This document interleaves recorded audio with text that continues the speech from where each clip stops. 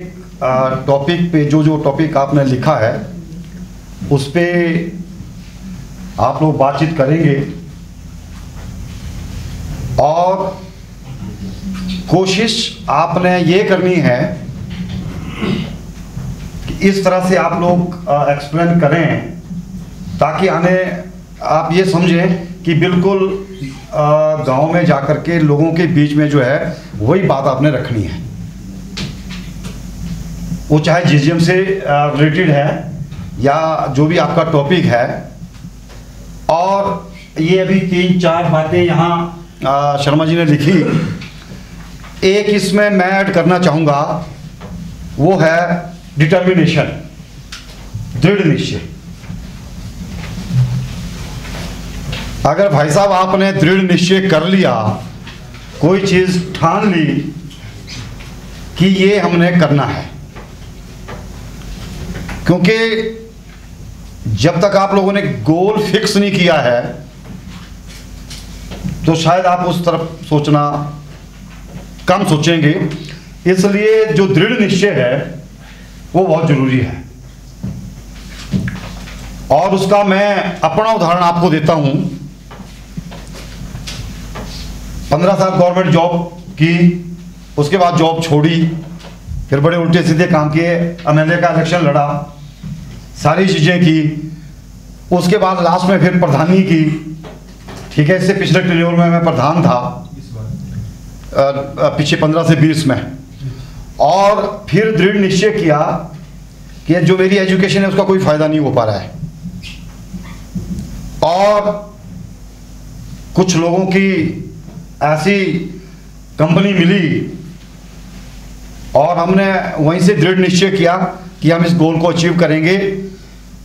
एक स्टेट का था कि स्टेट लेवल पे जो है ट्रेनर के रूप में जाना है, और जब भाई साहब वो दृढ़ निश्चय किया, पूरा हुआ, तो आज एक नहीं 2 स्टेट में जो है एज ए कंसल्टेंट जो है रहने का मौका मिल रहा है। तो वो एक दृढ़ निश्चय का ही वो है कि जब हमने वो ठान ली कि हमने इस फील्ड में जाना है, और एक सब्जेक्ट नहीं, एनजेजीएम ही नहीं, मैं FPO farmer produce organisation 10,000 ministry of agriculture, उसमें भी जब हमने अपना सीवी भेजा तो हिमाचल से पहला मेरा सीवी जो है वहाँ पे सैंक्शन हुआ। और उसमें भी मैं 2 स्टेटों में एज ए कंसल्टेंट काम कर रहा हूँ, एफपीओ 10,000 जो भारत सरकार का फ्लैगशिप प्रोग्राम है। तो ये कोई बहुत बड़ी बात नहीं है। आप लोग बहुत अच्छे ट्रेनर के रूप में जाएंगे, और फिर मात्र यही नहीं, आपको पंचायत लेवल पे, ब्लॉक लेवल पे, डिस्ट्रिक्ट लेवल पे मौका मिलेगा, क्योंकि बहुत ज़्यादा ज़रूरत रहती है ट्रेनर्स की। और ये कार्यक्रम चलने हैं। मैं जैसे आपको अभी कह रहा था कि आज अगर ये हर घर नल जल की बात हो रही है, तो कल को जो स्रोत संरक्षण है, जो आपके सोर्सेज हैं, उनको कैसे रिचार्ज किया जाना है, और वो बहुत लंबे समय तक चलेगा, बहुत लंबे समय तक। वो लॉन्ग लाइफ है, उसका कोई एंड नहीं है। जब तक इस मानव जाति ने यहाँ रहना है तब तक उसको पानी की आवश्यकता रहेगी।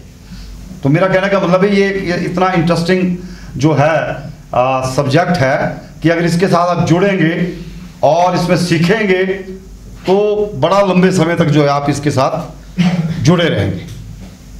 तो आप मेरा आपसे आग्रह रहेगा कि एक करके आप, वैसे तो 5 मिनट का समय है, पर आप जितना भी बोल सकते हैं आप अपने सब्जेक्ट पे जो है वो बोलेंगे, और उसमें आपकी रेटिंग भी होगी।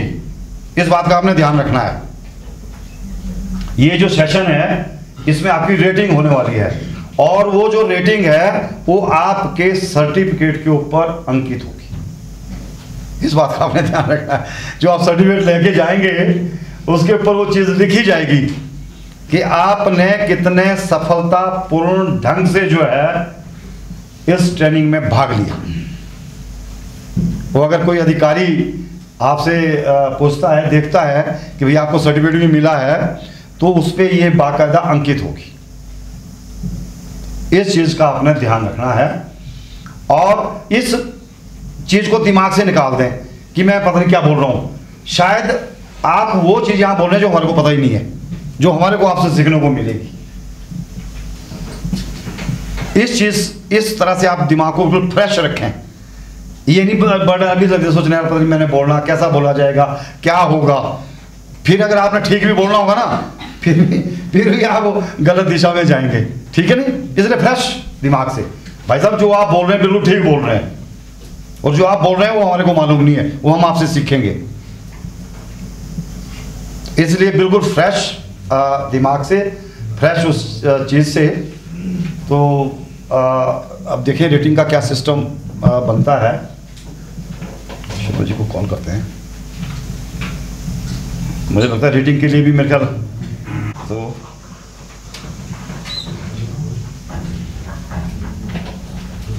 इसमें रेटिंग भी होगी। जी सर, हम आपको पेपर देते हैं और उसमें आपने रेटिंग करनी है। आपको पैड ही देते नहीं? हाँ पैड।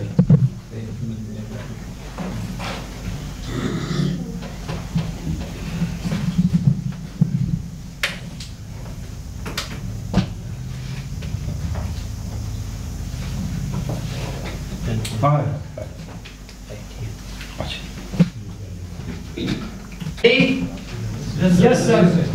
आप रेडी हो? आप रेडी हैं? Yes sir. यस। तो हम शुरू करते हैं एक एक से।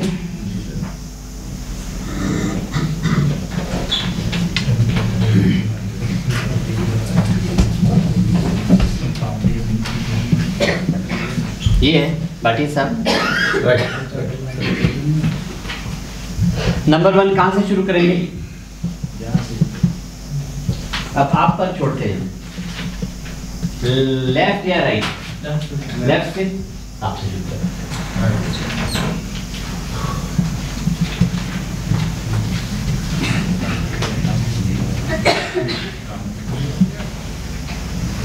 यहाँ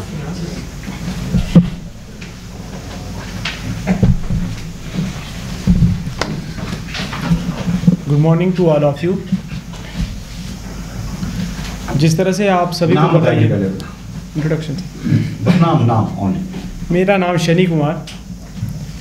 जिस तरह से हम सबको विदित ही है, जो हमारा सेशन चला हुआ है इसमें ट्रेनिंग जो है हमारी इंट्रोड्यूसिंग अ सेशन, कि जिस तरह से हम इंट्रोड्यूस किस तरह से करेंगे किसी भी ग्राम सभा या किसी भी टॉपिक को हम जो स्टार्ट करेंगे तो हमने वो कैसे करना है।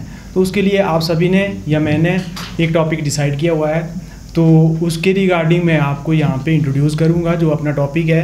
तो इसमें जो हमारे पास ग्लॉस जो फॉर्मूला सर ने बताया है, इन चीज़ों को मैं कवर करने की कोशिश करूँगा। तो इसको मैं शुरू करता हूँ। तो सबसे पहले मैं आपसे पूछूंगा कि जिस तरह से हमें जीवित रहने के लिए किन किन चीज़ों की आवश्यकता है। एनीवन? पानी, बहुत अच्छे, हवा, खाना, सूरज की रोशनी, कपड़े, इस तरह से सफिशिएंट है। ठीक है, जिस तरह से हवा, पानी, खाना, इन सभी चीज़ों की हमें आवश्यकता है। तो इसमें से तो मैं आपको बताऊंगा कि हवा की हमें क्यों ज़रूरत है। जैसे सबसे पहला इन्होंने बताया कि हवा, तो हवा की हमें किस लिए ज़रूरत है। Why we need air to survive, या जो जीवित रहने के लिए या जीने के लिए हमें हवा की क्यों ज़रूरत है। क्या करते हैं हम? सांस लेने के लिए। तो हम सांस लेने की क्यों ज़रूरत है? जिंदा रहने के लिए। तो क्या कार्य है? जैसे हम खाना खाते हैं उससे तो हमें प्रोटीन मिलती है, लेकिन एयर हमें क्या देती है। ठीक है, तो दैट इज़ योर, आपकी अटेंशन चाहिए मुझे। ठीक है, तो मीन्स आपने इस जो मेरा टॉपिक है दैट इज़ रेस्पिरेशन, मीन्स आपने बोला सांस लेना, श्वसन। तो जो मेरा टॉपिक है दैट इज़ रेस्पिरेशन। तो रेस्पिरेशन मेरा टॉपिक है। इसमें अब हम जो सीखेंगे उसमें कि भाई वी नीड रेस्पायर, कि हमें हवा की क्यों ज़रूरत है या रेस्पिरेशन या श्वसन की क्यों ज़रूरत है। तो इसमें मैं आप सभी को सबसे पहले जो हमारा ये टॉपिक रहेंगे, स्ट्रक्चर जो रहेगा, जो definition of respiration and parts of respiration, कि रेस्पिरेशन में आपके जो कौन कौन से अंग हैं वो कार्य कर रहे हैं या इन्वॉल्व रहेंगे, और उसके बाद जो या कितने प्रकार की रेस्पिरेशन श्वसन प्रक्रिया होती है, और एट एंड में हम कंक्लूजन करेंगे उस चीज़ का। तो मैं स्टार्ट करता हूँ। Definition, what is respiration? Respiration is the इसको मैं बिल्कुल सिंपल से तरीके के मैं बताऊंगा आपको, जैसे intake of air and expel out of air, हवा को अंदर करना और छोड़ना। आप सभी सांस लेंगे, दैट इज रेस्पिरेशन। छोटा सा टर्म है, इनटेक किया और छोड़ा, ठीक है। इसको हम ऐसे बोल सकते हैं, intake of oxygen and expel out of carbon dioxide. क्योंकि हम सभी ग्रेजुएट हैं तो इतना तो आपको पता है कि रेस्पिरेशन में हम ऑक्सीजन इनटेक करते हैं और एक्सपेल आउट जो होती है वो कार्बन डाइऑक्साइड होती है। तो that is called definition. Definition होगी आपकी intake of oxygen and expel out of carbon dioxide, that is called respiration. ये हमारी डेफिनेशन हो जाती है। उसके बाद हमारे पास आते हैं इसके कंपोनेंट, ठीक है ना।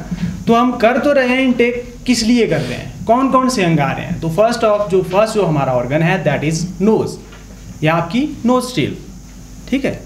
या तो आप मुंह से सांस ले रहे हैं या आप नाक से सांस ले रहे हैं, नोस्ट्रिल आपकी इन्वॉल्व हो रही है, जो फर्स्ट जो प्राइमरी जो ऑर्गन है आपका, ठीक है। तो नोस्ट्रिल, और सेकंड आता है हमारा उसके बाद लैरिंग्स। उसके जो नोस्ट्रिल के आगे जो आता है ऑर्गन दैट इज लैरिंग्स, और उसके बाद आता है फेरिंग्स, उसके बाद ट्रैकिया के बाद आते हैं हमारे लंग्स जो फेफड़े हैं। और जो फेफड़ों को जो आपका कॉन्ट्रैक्शन और एक्सपेल आउट का जो ये कर रहा है, कार्य कर रहा है, तो वो कौन सा कर रहा है, वो है डायफ्राम उसकी जो मूवमेंट है उसके लिए रिस्पॉन्सिबल है। इसमें हम ऑर्गन के बारे में पढ़ेंगे और उनके फंक्शंस क्या हैं, ठीक है। तो ये दैट 7 जो मैंने आपको बताया, सबसे पहले नोज या नोस्ट्रिल, और सेकंड आया आपका लैरिंग्स, फेरिंग्स, ट्रैकिया और लंग्स और डायफ्राम। ये हमारे इनमें अंग रहेंगे। और इसके बाद आपके type of respiration, type of 2 प्रकार की होगी, एरियोबिक, एनएरियोबिक, ठीक है। तो थोड़ा थोड़ा आपको पहले ब्रीफ कर रहा हूँ, तो मैं डिटेल में जैसे आपके कंपोनेंट में आऊँगा, घटकों में। तो ऐसे नोज़ का हम कैसे, किस लिए जो नोज़ का कार्य है वो क्या हो रहा है, intake of oxygen, that is the primary organ of intake of air. श्वसन में पहला जो ऑर्गन है हमारा वो नाक ही है, और नाक से हम सांस ले रहे हैं, उसमें हल्के हल्के जो आपके हेयर हैं वो प्योरिफिकेशन ऑफ एयर का कार्य कर रहे हैं, प्योरिफिकेशन ऑफ एयर, और वो हमारे लंग्स तक जा रही है, ठीक है। नोस्ट्रिल का इतना ही कार्य है। नेक्स्ट आता है हमारा लैरिंग्स जो है आपका, उसका क्या कार्य है, जो आपकी आउट ऑफ जैसे एनवायरमेंटल जो एयर है वो जा रही है, तो जैसे आपके लंग्स हैं, ऑर्गन हैं, फेफड़े हैं, तो उनमें जो एयर आ रही है वो बाहर से ठंडी है, ठीक है। उसको मतलब हल्का जो है क्या करती है, हीटअप या गरम करने में सहायता करती है। एक जैसे हमारी जीवा है, ऑर्गन है, टिश्यू है, उस तरह से ही लैरिंग्स जो हमारा नाक से, जैसे तालू बोलते हैं हम उसे, तालू, वो उसका ये कार्य है, ठीक है, कि हवा को हल्का गर्म कर रहा है आपके लंग्स तक पहुंचाने के लिए। उसके बाद हमारा ट्रैकिया है, ट्रैकिया वो डाइवर्ज कर देता है। मैं वैसे डायग्राम भी बना सकता हूँ, लेकिन बना ही रहा हूँ, अभी काफ़ी पार्टिसिपेंट्स हैं, सभी लेक्चर देंगे। तो जो लंग्स हैं, लंग्स में वो एयर जाएगी, और लंग्स फिर आपके ट्रैकिया का क्या कार्य है, अब मेरे जो कंपोनेंट है वो कंप्लीट हो रहे हैं। जैसे 2 मैंने गर्म करने, जैसे हवा गर्म करने का कौन सा कर रहा है, लैरिंग्स और फेरिंग्स का यही कार्य है कि वो हवा को गर्म कर रहे हैं। जो फेरिंग्स है वो आपकी एक फूड पाइप है और एक आपकी एयर पाइप है। वो डाइवर्जन ऑफ एयर, वो आपकी जो फूड पाइप में जाने नहीं देगा हवा, आपकी जहाँ एयर जानी चाहिए लंग्स में, वहाँ के लिए डाइवर्जन करेगा, उसका एयर का डाइवर्जन कर रहा है। और उसके बाद फिर ट्रैकिया से होते हुए आपके लंग्स, दोनों लंग्स तक जो है तो एयर जाएगी। अब एयर्स आ रही है, तो वो एयर आपके लंग्स के बाद आपकी बॉडी में क्यों नीडेड है या कहाँ जा रही है, तो वहाँ पे भी जो आपके लंग्स में है छोटा सा एक सैक होते हैं हमारे, तो उन्हें एल्वियोलाई कहते हैं। एल्वियोलाई छोटा सा होल होता है, उसकी सहायता से जो हमारे लाल रक्त रुधिर जो कोशिकाएं होती हैं वो क्या कर रही हैं, उसके साथ वो ऑक्सीजन बाइंड हो रही है, और आपका जो स्टमक है या आपकी जो डाइजेशन हो रहा है, वो जो आप खाना खा रहे हैं उस डाइजेशन में मेन रोल है। विदाउट ऑक्सीजन आपका जो खाना है वो डाइजेस्ट नहीं होगा। That is the must role of respiration. That is the must role of respiration. Without oxygen आपका जो खाना जो भी आप खा रहे हैं वो डाइजेस्ट नहीं होगा, वो ब्रेक डाउन नहीं होगा। जो आपका ग्लूकोज है वो प्रोटीन में कार्बोहाइड्रेट और इस तरह से जो है जो हमारे एटीपीज एडिनोसिन ट्राइफॉस्फेट जो प्रोटीन की यूनिट्स है उसमें कन्वर्ट नहीं होगा। तो इसलिए हमें श्वसन की ज़रूरत है। विदाउट ऑक्सीजन हम सर्वाइव नहीं कर पाते हैं। अगर किसी को सफोकेशन हो रही है, ऑक्सीजन की कमी या इस तरह से हमारे मांसपेशियों में ऐंठन होना, तो बेचैनी, ठीक है, ये यही कारण है। ठीक है, तो ये यही कारण है। इस तरह से एल्वियोलाई से होते हुए हमारे डाइजेशन में काफ़ी सहायता करती है। अब मैंने आपको बताया एक एयर की, एक with the presence of air respiration होगी। अब मैं टाइप्स में आ रहा हूँ, और एक विदाउट एयर होगी। तो time is too much actually. हमारा टाइम 5 मिनट का है। 5 मिनट बस। सर आपने 10 मिनट दिया। Thank you sir. मैं क्लोज कर रहा हूँ। ठीक है, थैंक यू वेरी मच। रुकिए। देखिए, हमने इस फॉर्मूले को अप्लाई करना था। आपने बहुत अच्छी जानकारी सबको दी, उसके लिए तो धन्यवाद। लेकिन आपने सेशन को डिलीवर कर दिया जो हमने नहीं करना था।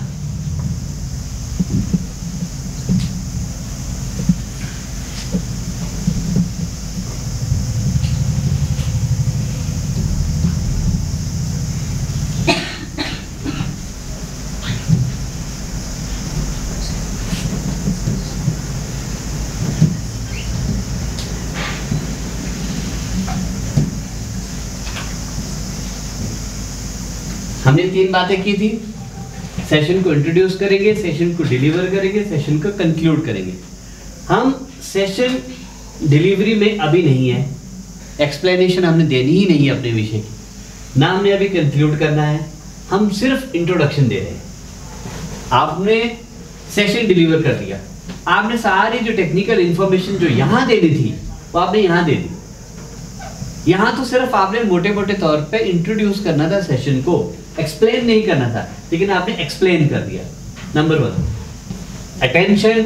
ठीक है, आपने कोशिश की है कि आपको ये सुने। लिंक करना, आप ये मुझे लगा नहीं कहीं कि आपने प्रीवियसली लिंक किया अपनी बात को कि नहीं। आउटकम इसकी क्या होने वाली है, आप बता सकते थे कि हम सांस तो सभी लेते हैं, लेकिन इससे जुड़ी हुई विधि क्या है, प्रक्रिया क्या है, नफा नुकसान क्या है, वो पता नहीं होता सभी को नॉर्मली। तो वो भी इस सेशन में आपको पता चल जाएगा। बताना नहीं था, जाएगा, क्योंकि जब आप डिलीवर करेंगे सेशन तब आप वो सारी जानकारी देंगे, अभी नहीं देंगे। और स्ट्रक्चर आपने नहीं बताया कि आप इसमें क्या कवर करने वाले हैं। आप बोलते हैं कि रेस्पिरेशन सिस्टम को मैं कवर करने वाला हूँ, ऑक्सीजन का हमारे डाइजेशन के साथ क्या लिंक है, और बॉडी में जो ऑर्गन्स है उनका स्ट्रक्चर क्या है, इनसाइड कहाँ डाइवर्ज होती है, कहाँ कन्वर्ज होती है, वो सारी चीज़ें मैं आपको बताऊंगा। वो स्ट्रक्चर का पार्ट हो जाता 3-4 घंटे। और बाद में सिमुलेशन की इस सेशन के बाद आप थॉरो हो जाएंगे, और डीप ब्रीदिंग की जो ज़रूरत है ऑक्सीजन की बॉडी में ज़्यादा डालने की, उसके लिए आप प्रेरित हो जाएंगे, आपको बेनिफिट होगा। तो इस ढंग से आपने इस सेशन को करना था। तो टेक्निकल डिटेल नहीं देनी थी, नॉलेज नहीं बांटनी थी। अभी नॉलेज हमने बांटनी है एक्सप्लेनेशन में, दूसरे में अभी नहीं। आई विश आप एक बार रिपीट करो इसको। और टाइमिंग हमारे 5 मिनट होना चाहिए, नॉट मोर देन 5 मिनट। लंबा तो ले ही नहीं जाना है, क्योंकि हमने डिलीवर नहीं करना है सेशन। सेशन के ग्लिम्पसेस बताने हैं मोटे मोटे तौर पे, ये होने वाला है, वो इनमें जिज्ञासा पैदा करनी है। But you did a very good, हमने बहुत बढ़िया किया। पर कोशिश करो कि छोटे समय में इस स्ट्रक्चर को आप कैसे कर सकते हैं। Once again please.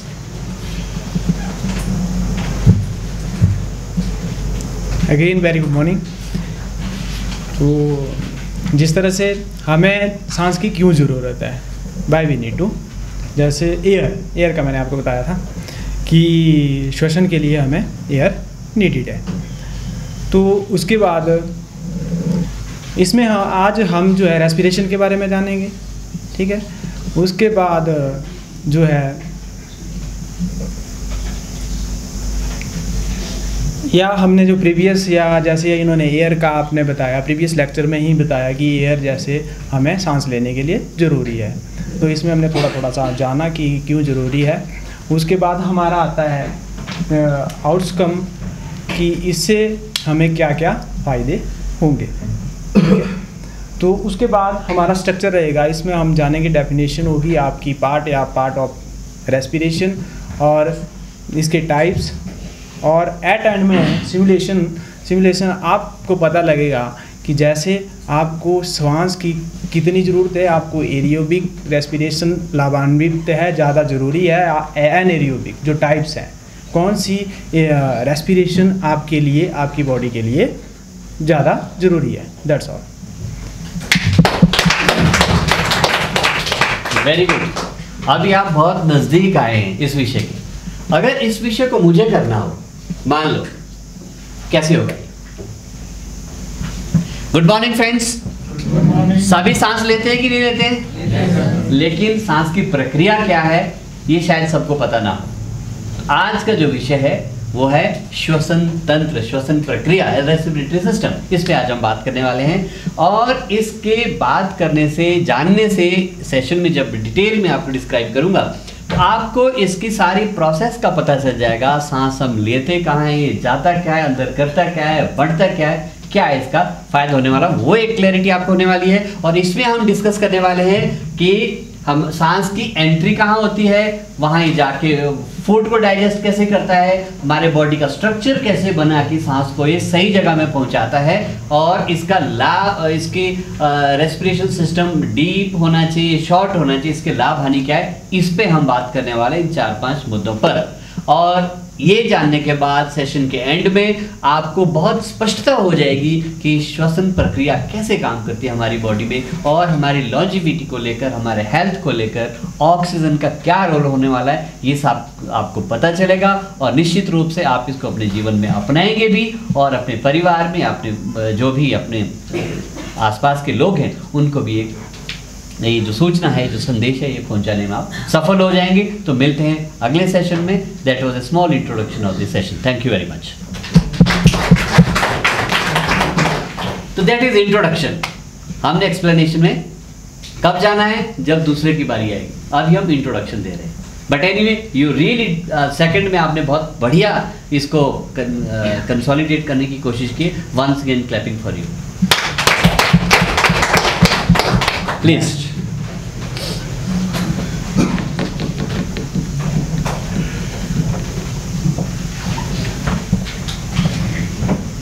सबको नमस्कार। मेरा इस सेशन में ये टॉपिक है नेचुरल सोर्स का पुनः भरण पोषण। कमल नाम, कमल राज। मेरा जो टॉपिक है वो नेचुरल सोर्स का पुनः भरण पोषण करना है, ठीक है। तो इसमें हमारे जो नेचुरल सोर्स हैं वो दिन पर दिन सूखते जा रहे हैं, तो उन सोर्सों को हमने दोबारा रिचार्ज करना है। तो कैसे रिचार्ज करना है उस विधि को हमने थोड़ा एक्सप्लेन करना है कि उन सोर्सों में हमने पानी कैसे लाना है। तो उन सोर्सों को पानी लाने के लिए मैं आपको एक नेचुरल विधि बताऊंगा, ठीक है, जिससे शायद आपको ये होगा कि मतलब अपने जो नेचुरल सोर्स हैं वो रिचार्ज हो जाएंगे, ठीक है। जो मैंने अपने गांव में एक प्रैक्टिस की है, और उस प्रैक्टिस से मतलब अपनी जो बॉडी थी, अपनी जो बुजुर्ग की बॉडी थी, उसको मैंने पानी से भरा हुआ है, ठीक है। और आज की डेट में वो पानी उससे बह रहा है, ठीक है। तो उस बॉडी में पहले बहुत ज़्यादा पानी होता था, परंतु कुछ दिनों पहले मतलब बॉडी सूखने शुरू हो गई, और कुछ दिन पहले ऐसा हुआ कि उस बॉडी में पानी नहीं रहा बिल्कुल भी। तो मैं एक दिन उस बॉडी के पास गया और मैंने देखा उसको कि वहाँ बहुत ज़्यादा मतलब पशु पक्षी आते थे, पानी पीते थे, परंतु वो बहुत प्यास से तरस रहे थे, ठीक है। तो उस बॉडी का मतलब मैंने अपने दिमाग में एक बात सोची कि इस बॉडी को मैं रिचार्ज करूं तो कैसे करूं। हमने थोड़ा सर्च किया उसके बारे में, तो सर्च से मुझे ये पता चला कि मतलब इसके ऊपर जो कि ज़मीन है इसके ऊपर की, इसमें गड्ढे किए जाए, 4x6 के गड्ढे किए, 10-15 गड्ढे ऊपर तक कर दिए। बरसात का समय हुआ और उसमें क्या हुआ कि मतलब पानी से वो गड्ढे भरते गए और पानी उसमें धंसता गया अंदर, ठीक है। उसके बाद 1 साल के बाद उस बॉडी में पानी आना शुरू हो गया। पहले हल्का हल्का पानी आना शुरू हो गया, फिर भी वो बॉडी भरी नहीं पूरी।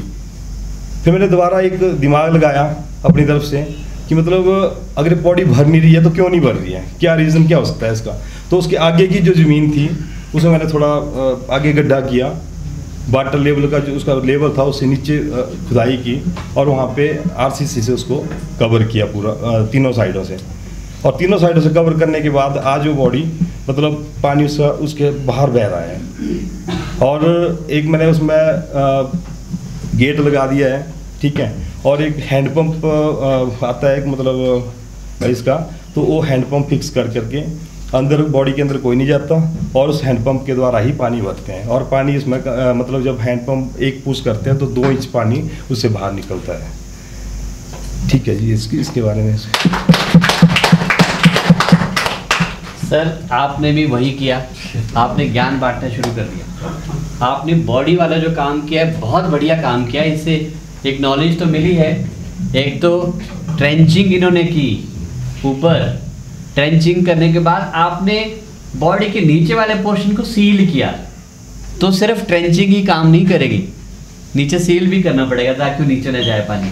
वंडरफुल, बहुत बढ़िया जानकारी आपने यहाँ पे दी। लेकिन इसके हिसाब से आपने भी वही किया जिन्होंने किया, एक्सप्लेन करना शुरू कर दिया। आपने एक्सप्लेनेशन करनी नहीं थी, आपने सिर्फ इंट्रोडक्शन देनी थी। इंट्रोडक्शन में सिर्फ आपने लोगों का अटेंशन लेना था और लिंक करना था अपनी बात को कि हम ये बात कर रहे हैं, आज इस पे हम चर्चा करने वाले हैं, ये जो चर्चा करेंगे उसके ये फायदे होने वाले हैं, ये चीज़ें मैं कवर करूँगा और लास्ट में संदेश आप देते हैं इनको।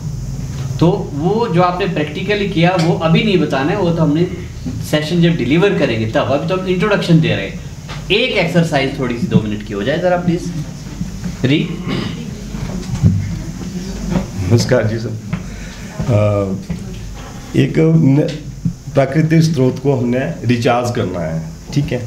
तो उसके बारे में मतलब हमें क्या क्या करना चाहिए और कैसे करना है, ठीक है। उस चीज़ को हमने इस सेशन में, इस टॉपिक में इंट्रोडक्शन करनी है, उसके बारे में बताना है। और बाकी कोई भी किसी के गांव में, किसी के कस्बे में अगर ऐसा कोई सोर्स है तो उसके बारे में हम डिस्कशन करेंगे, ठीक है। धन्यवाद।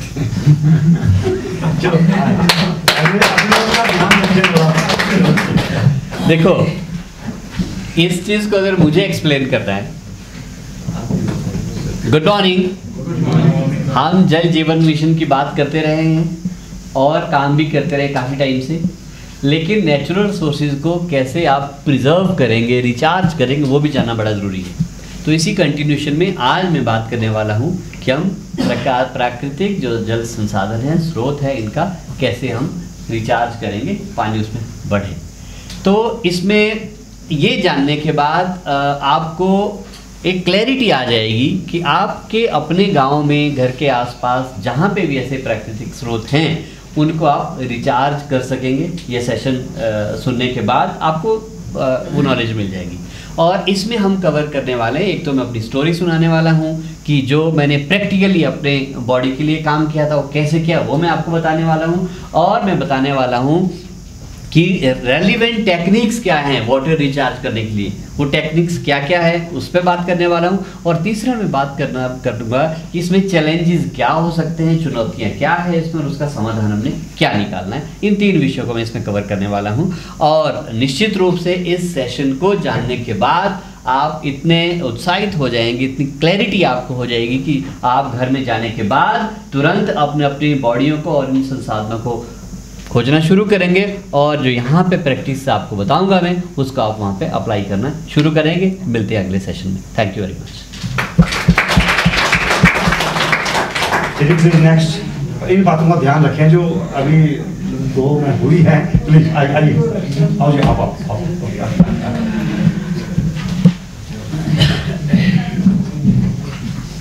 का मानना नहीं है आपके पास।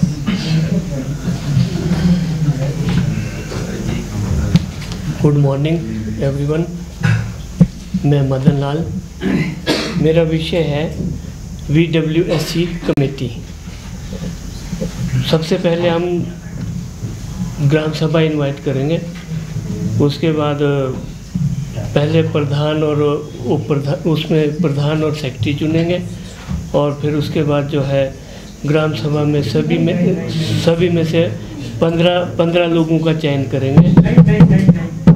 नहीं, देखिए आपके प्रोसेस पे चले गए, आप तो ये बताओ कि भी क्यों कमेटी बनानी है, क्या उसकी भूमिका बताओ। भूमिका माना नहीं है आपने। इंट्रोडक्शन देनी है, कौन इंट्रोडक्शन शॉर्ट में कि कमेटी की क्यों जरूरत है, और आगे आने वाले समय में जो कमेटी बन जाएगी उसके बाद फिर सारा काम चलेगा। बस ये चीज आपने बतानी है, इंट्रोडक्शन बस। कि जल जीवन मिशन के लिए कमेटी की जरूरत है, इस तरह से जो है ये जो सिस्टम जो चला हुआ है जल जीवन मिशन का, इसके लिए हमें एक कमेटी बनाने की जो जरूरत पड़ती है। उस कमेटी को जो कार्य करेगी वो अपने इसमें पानी के जो भी उसका है रख रखाव के विषय में जो अपना कार्य करेगी।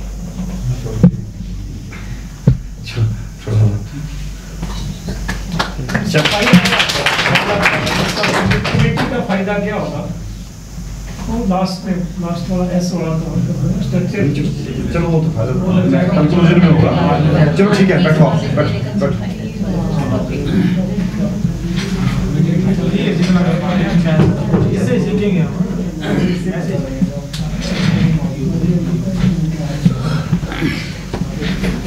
नमस्कार सर, मेरा नाम राजेंद्र सिंह।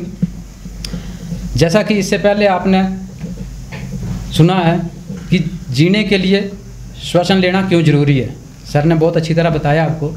उसी प्रकार मैं कुछ बताना चाहूँगा। मेरे टॉपिक का नाम है स्वस्थ रहने के लिए हमें क्या ज़रूरी है। तो स्वस्थ रहने के लिए क्या ज़रूरी है, इसके लिए हमें क्या सबसे पहले क्या एक फिज़िकली एक्टिविटी की ज़रूरत पड़ती है। उसके बाद अगर फिज़िकल एक्टिविटी हम करते हैं उसके साथ हमें क्या खाना चाहिए और कैसे रहना चाहिए, इन चीज़ों की बहुत ज़्यादा ज़रूरत पड़ती है। नंबर 3 पर आता है कि ये सब करने के बावजूद हम लोग क्या खा रहे हैं। तो एक टॉपिक से हट के थोड़ा सा है कि जहर मुक्त खेती, कि आज हम जो खा रहे हैं वो क्या खा रहे हैं, जहर खा रहे हैं या जहर से अलग खा रहे हैं कुछ। उस चीज़ को हम डीपली इसको गहराई में जानकारी हासिल करेंगे। तो इससे हमें क्या फ़ायदे होने वाले हैं। जो जहर मुक्त खेती है इससे हमें क्या, हमारे स्वास्थ्य के लिए, हमारे परिवार के लिए क्यों ज़रूरी है, तो इसको हम अगले सेशन में थोड़ा सा कंप्लीट करेंगे। बाकी Jai Hind.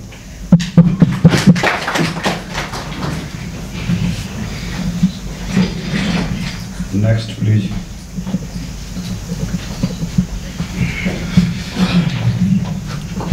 Good morning everyone, Vishal. मेरा टॉपिक रेन वाटर हार्वेस्टिंग, जल संरक्षण, रूफ टॉपिंग हार्वेस्टिंग के नाम से जानते हैं एक्चुअली हम। आजकल आपको पता है हमारा गर्मियों के सीज़न में जो है पानी की दिक्कत आती है। आप सारे जल शक्ति विभाग से हैं, गर्मियों में हमें ज़्यादा ही दिक्कत आती है पानी की। हमें कई बार पब्लिक से झूठ भी बोलना पड़ता है। तो उसको कैसे हम टैकल करें गर्मियों के सीज़न में, उस प्रॉब्लम से कैसे टैकल करें, उसके ऊपर मेरा टॉपिक है रेन वाटर हार्वेस्टिंग। ताकि हम गर्मियों में अपने पानी को प्रॉपर जैसे हमारा और सीज़न में चलता है वैसे सीज़न में थ्रू आउट कर सके।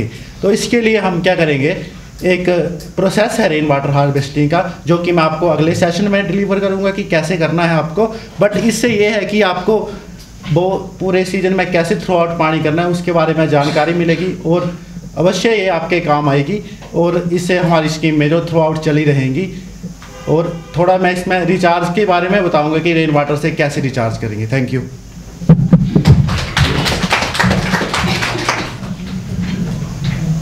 नाम क्या बताया था आपने? विशाल। यही है इसमें। एक लौटे सेशन में यही है। सभी लोगों को धन्यवाद। मेरा विषय रहेगा पानी के स्रोतों का कैसे मतलब शुद्ध रखा जाए। नाम सुरजन सिंह। क्योंकि जो पानी के स्रोत है इससे मतलब आप लोग भली बात समझते होंगे कि इससे मतलब कई सारी बीमारियां पानी पीने मतलब अशुद्ध जल पीने से हो सकती है। इसलिए सभी लोगों को अनुरोध है मतलब ध्यान रखें कि जो अपना जल का स्रोत है कहीं पर भी हो उसका रख रखाव ऐसे ढंग से करें ताकि उसमें कोई गंदगी इधर उधर से ना आ सके। इसलिए क्योंकि आपको ध्यान होगा कि जैसे आप अशुद्ध पानी पिएंगे उसमें कोई मलमूत्र यानी कोई छोटा सा भी अंश यानी एक कण आ जाए तो उससे सैकड़ों बीमारियां उससे मतलब जल जनित उत्पन्न हो जाएगी। इसलिए मेरे टॉपिक के अनुसार इसके बारे में डिटेल अगले सेशन में बताया जाएगा। तो आप लोगों का मतलब विशेष ध्यान इसी में रहे कि अपने जल स्रोतों का ठीक ढंग से उसको शुद्ध रखने के लिए पूरा प्रयास करें। आसपास के जो गांव में भी लोगों को इसी बारे में ज्ञान देते रहें।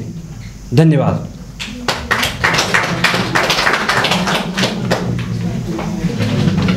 प्लीज आप लोग थोड़ा ध्यान देंगे। नमस्कार, मैं गुलाब सिंह। मेरा विषय है आप सब जी मेरा विषय है पानी के स्रोतों का संरक्षण।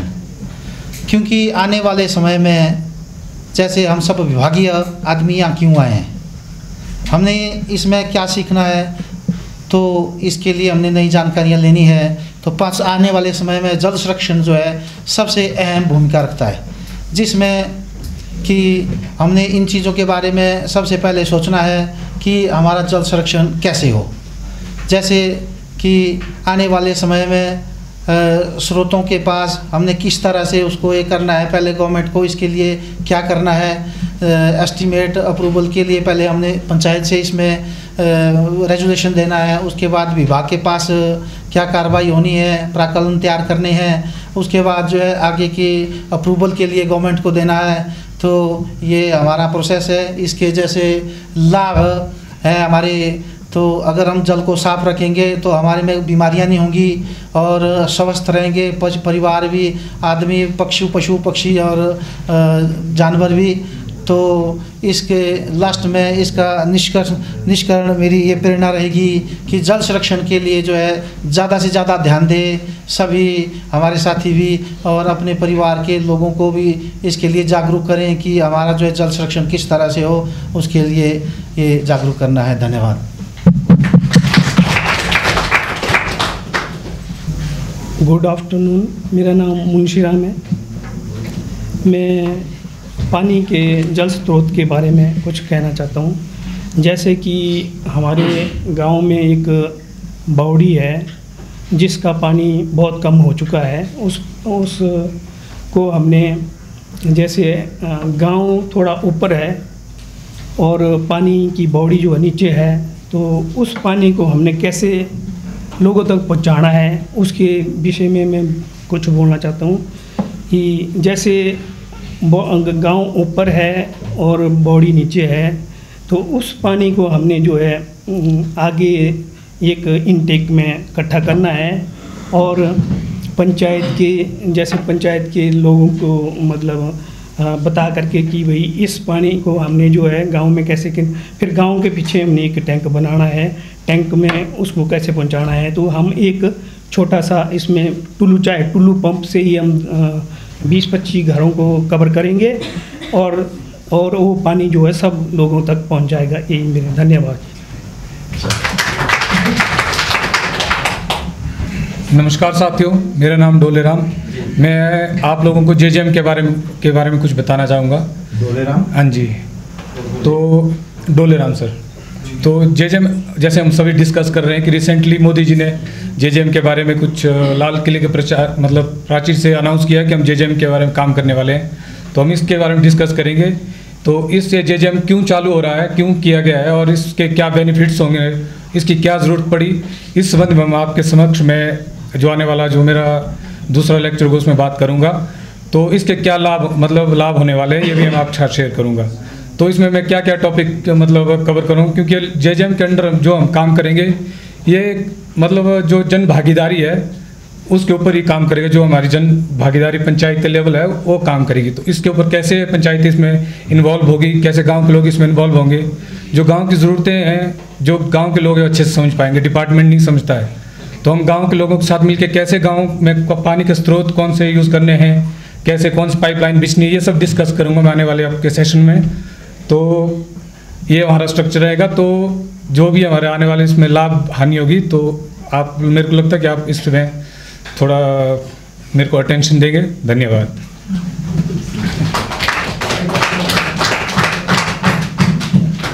नमस्कार। माननीय विभागीय अधिकारी, उपस्थित मेरे सभी बीआरसी साथी और तमाम लोगों का मैं आज की इस बैठक में हार्दिक स्वागत अभिनंदन करता हूं। आज के इस विषय को शुरू करने से पहले मैं कुछ रिक्वेस्ट करना चाहूँगा आप लोगों से, क्योंकि आज आप लोगों के साथ रूबरू हो रहा हूं, तो आप लोगों ने 5 मिनट हमें देने हैं। प्लीज़ अपना ध्यान यहीं रखना है जो विषय मैं बताने जा रहा हूं, क्योंकि एक सर्वे में पाया गया कि हर एक इंसान का दिमाग जो होता है थोड़ी देर के बाद घूमने चला जाता है। हो सकता है कि कुछ लोगों ने अपनी गाय बाहर बांधी हो, घास डालने जाना हो, किसी के बच्चे घर में रो रहे हो और आप लोग वहां से उठकर यहाँ आ गए हैं, तो कृपया करके सभी ने अपने काम थोड़ी देर के लिए भूल कर यहाँ पर रहना है, ताकि मैं अपनी जो विषय है वो आप लोगों को बता सकूं, आप लोगों से भी कुछ सीख सकूं, उसके बारे में चर्चा कर सकूं। तो आज का जो मेरा विषय है वो है जल संरक्षण।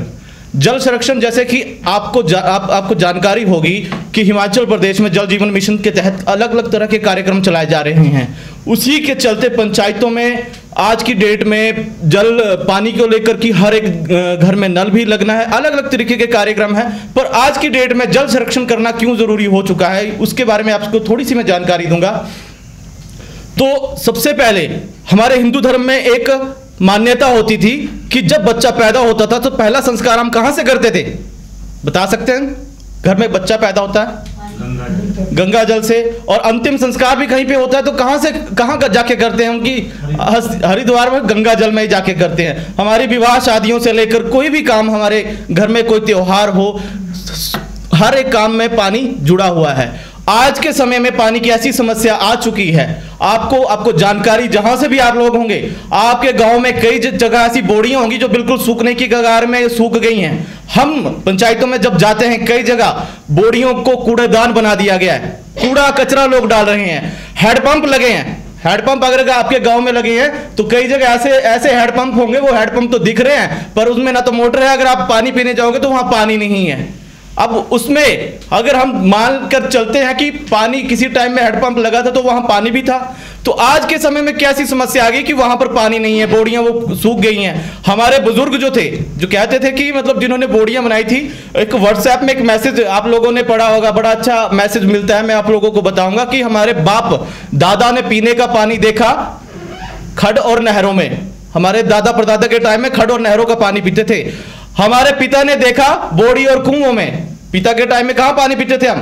बोड़ी और कुएं में। आज हम देख रहे हैं नल और ट्यूबवेल में। और अब जैसे ये बोतल यहां पर दिख रही होगी आपको, पानी की बोतल रखी है सामने। अब जो इस टाइम की हम बात करें, पानी हम कहां देख रहे हैं? पानी की बोतल में देख रहे हैं। और आने वाले जो नई पीढ़ी होगी, शायद मुझे लगता है कि इंजेक्शन खरीदने पड़ेंगे हमें पानी के, साफ पानी के।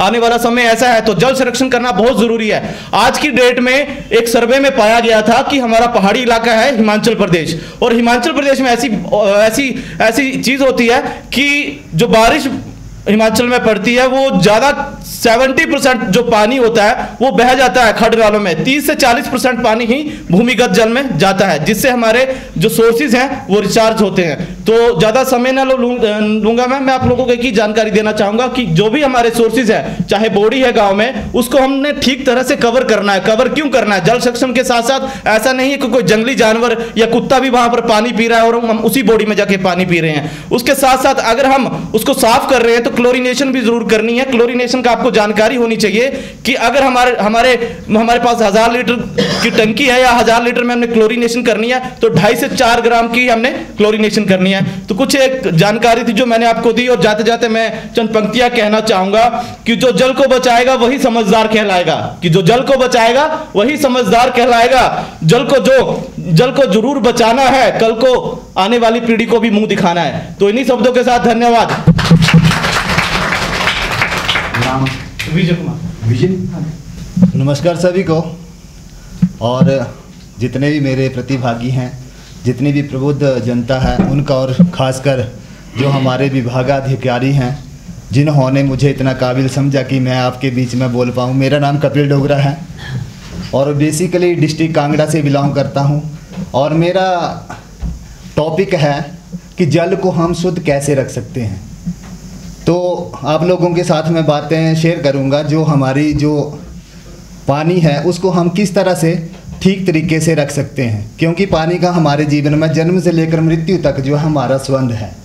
हमारे जो पूर्वज थे बहुत बड़े वैज्ञानिक थे, आज हम उन पूर्वजों को भूलते जा रहे हैं जिन्होंने हमारे लिए इतना कुछ किया।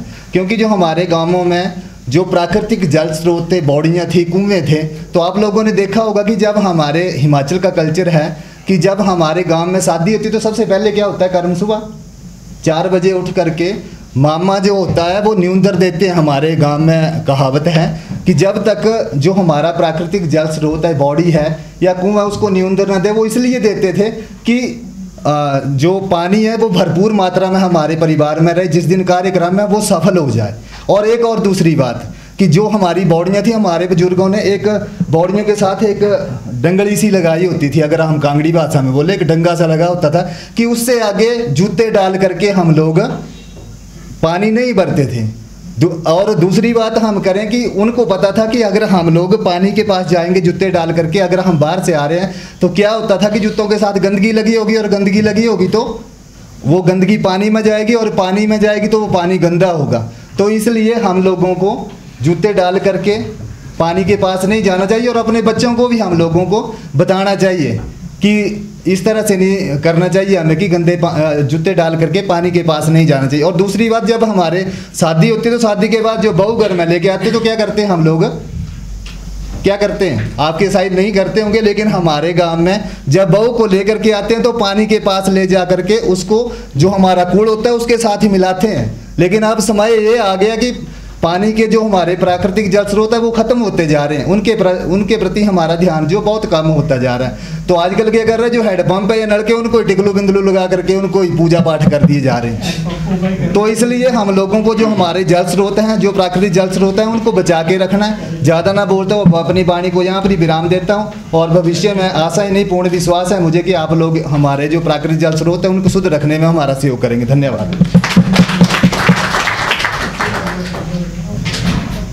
थोड़ा प्लीज आपसे निवेदन रहेगा, चलो अच्छा बोला, पर लेकिन टॉपिक्स को ध्यान रखें। इन जो 5 टॉपिक्स हैं इनको भी ध्यान रखें। आपका जो बातचीत है इनसे रेलेवेंट होनी चाहिए, मतलब ये 5 चीजें कवर होनी चाहिए उसमें। नमस्कार सभी को, मेरा नाम विनीत है। विनीत? Yes sir, Vineet. आज आप सबको मैं जेजेएम के बारे में बताऊंगा। जो आप आजकल देख रहे हो रोडों पे हमारे पोस्टर लगे हुए हैं, जल जीवन मिशन। कई बंदे सोचते हैं पता नहीं इसका क्या है, इतने बारी पोस्टर लगा दिए हुए हैं। जल जीवन मिशन है क्या? ठीक है, तो जल जीवन मिशन एक, हमने जब मिशन जुड़ जाता है, मिशन का मतलब है कि एक ग्रुप में काम होता है, कोई अकेला बंदा इस मिशन को चला नहीं सकता। ठीक है, ऊपर से नीचे तक एक चेन बनी हुई है इस मिशन को चलाने के लिए, जो एक जिसको हमने एक नाम दिया हुआ है जेजेएम, जल जीवन मिशन, जो हमारे ऊपर से लेके नीचे तक, मतलब ऊपर के लेवल से लेके ग्राउंड लेवल तक, जो हमारे घर तक की समस्या तक के लोग हैं इसमें इन्वॉल्व रहेंगे। ठीक है, ये एक जेजेएम है, जिसमें हमारा क्या होगा कि ये एक जेजेएम के अंदर एक कमेटी बनती है। वो कमेटी फिर आगे चल के अपने पानी को कैसे रखना है, किसको कहाँ से कहाँ तक कैसे लेके जाना है। ठीक है, ये सारा काम उस एक कमेटी का होगा, जो हम मिलके गांव में एक कमेटी बनाएंगे, जो हमारे पंचायत के लोग हैं। ठीक है, वही हमारे इस जेजेएम को आगे बढ़ाएंगे, और जो आगे लाइफ में पानी की समस्या आएंगी वही उनसे वो भी हमें उनसे बताएंगे कि क्या क्या हमारे गांव में क्या क्या हो रहा है, वो खुद भी उन चीज़ों को कर सकेंगे। ठीक है, तो मैं जाते जाते एक बात और बता देता हूँ कि आपने सुना होगा, एक पंक्ति है बिक रहा बाजार में जो कभी तालाब में था, है बिक रहा बाजार में जो कभी तालाब में था, पानी है कितना कीमती जा पूछ रेगिस्तान में। Thank you. Good morning everybody, how is the जोश? हाई है, चाय मिली, ब्रेकफास्ट मिला, हर चीज़ मिली। ठीक है, आज का जो मेरा मितुल देव सर। आज का जो मेरा टॉपिक है वो है पानी क्या है। ठीक है जी। इस विषय में मैं कहना चाहूँगा कि जल ही जीवन है। जल कैसे बना है अगले सेक्शन में हम इसकी बात करेंगे। कहाँ पाया जाता है, ठीक है जी, पानी में क्या क्या पाया जाता है और पानी का क्या महत्व है, इन सब जानकारियाँ यहाँ से आप लेके जाएंगे तो आपको काफ़ी ज़्यादा फ़ायदा होगा। अंत में यही कहना चाहूँगा, जल है तो कल है। Thank you.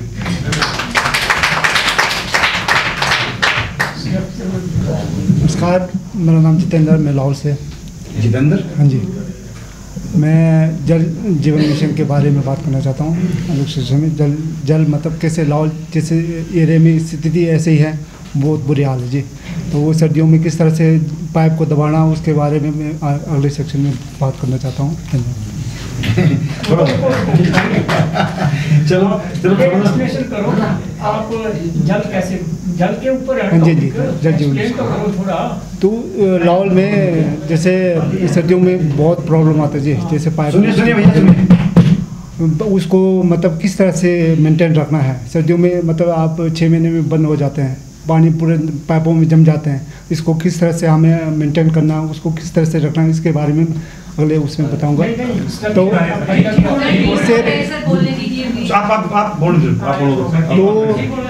तो इसके बारे में हमें डिस्कस करना पड़ेगा जी।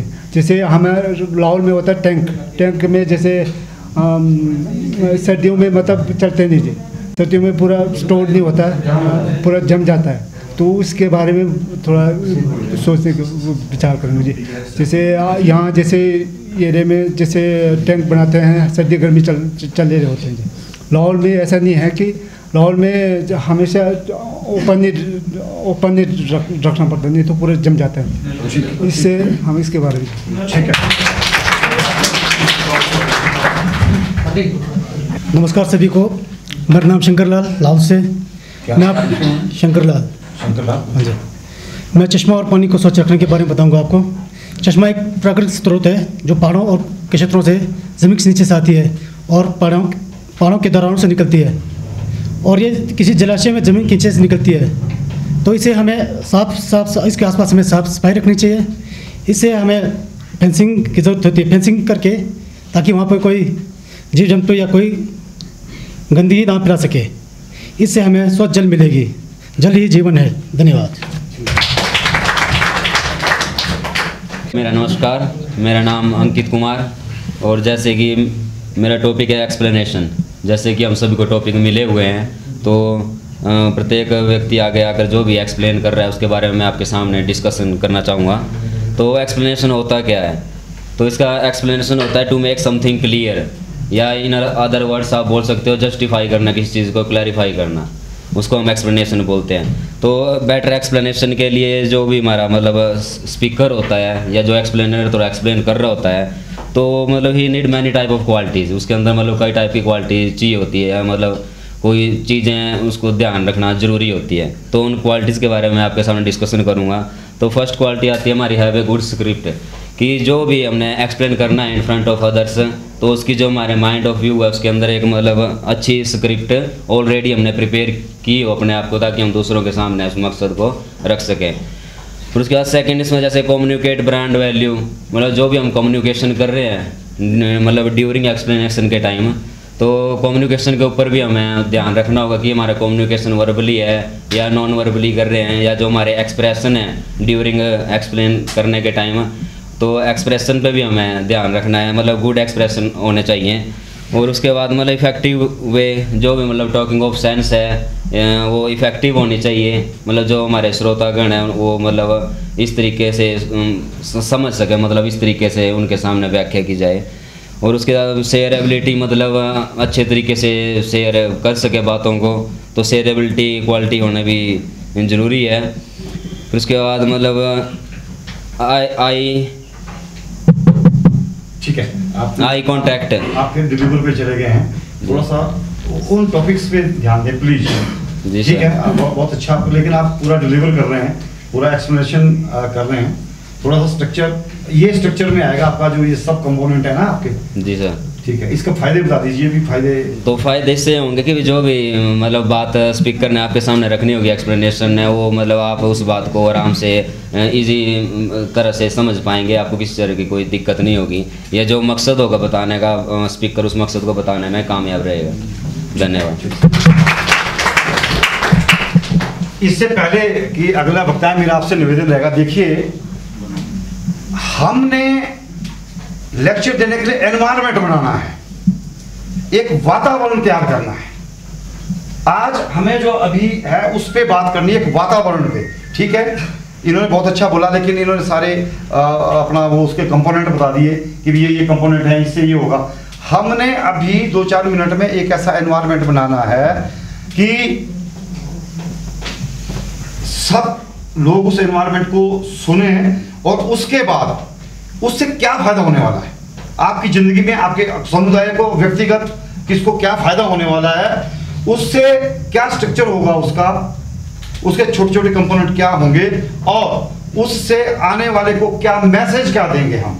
मतलब 3-4-5 लाइनों में आपको इस तरह से एक एनवायरनमेंट बनाना है अपने टॉपिक का, ठीक है। क्योंकि आपका अगला जो सेशन है वो डिलीवरी पे होगा, जो आपको पूरे उसके कंपोनेंट बताने, पूरी टेक्निक बतानी है, पूरे सब, जैसे चाहे रेन वाटर हार्वेस्टिंग है उसको आपको रिज टू वैली अप्रोच बतानी है, टॉप टू बॉटम अप्रोच बतानी है।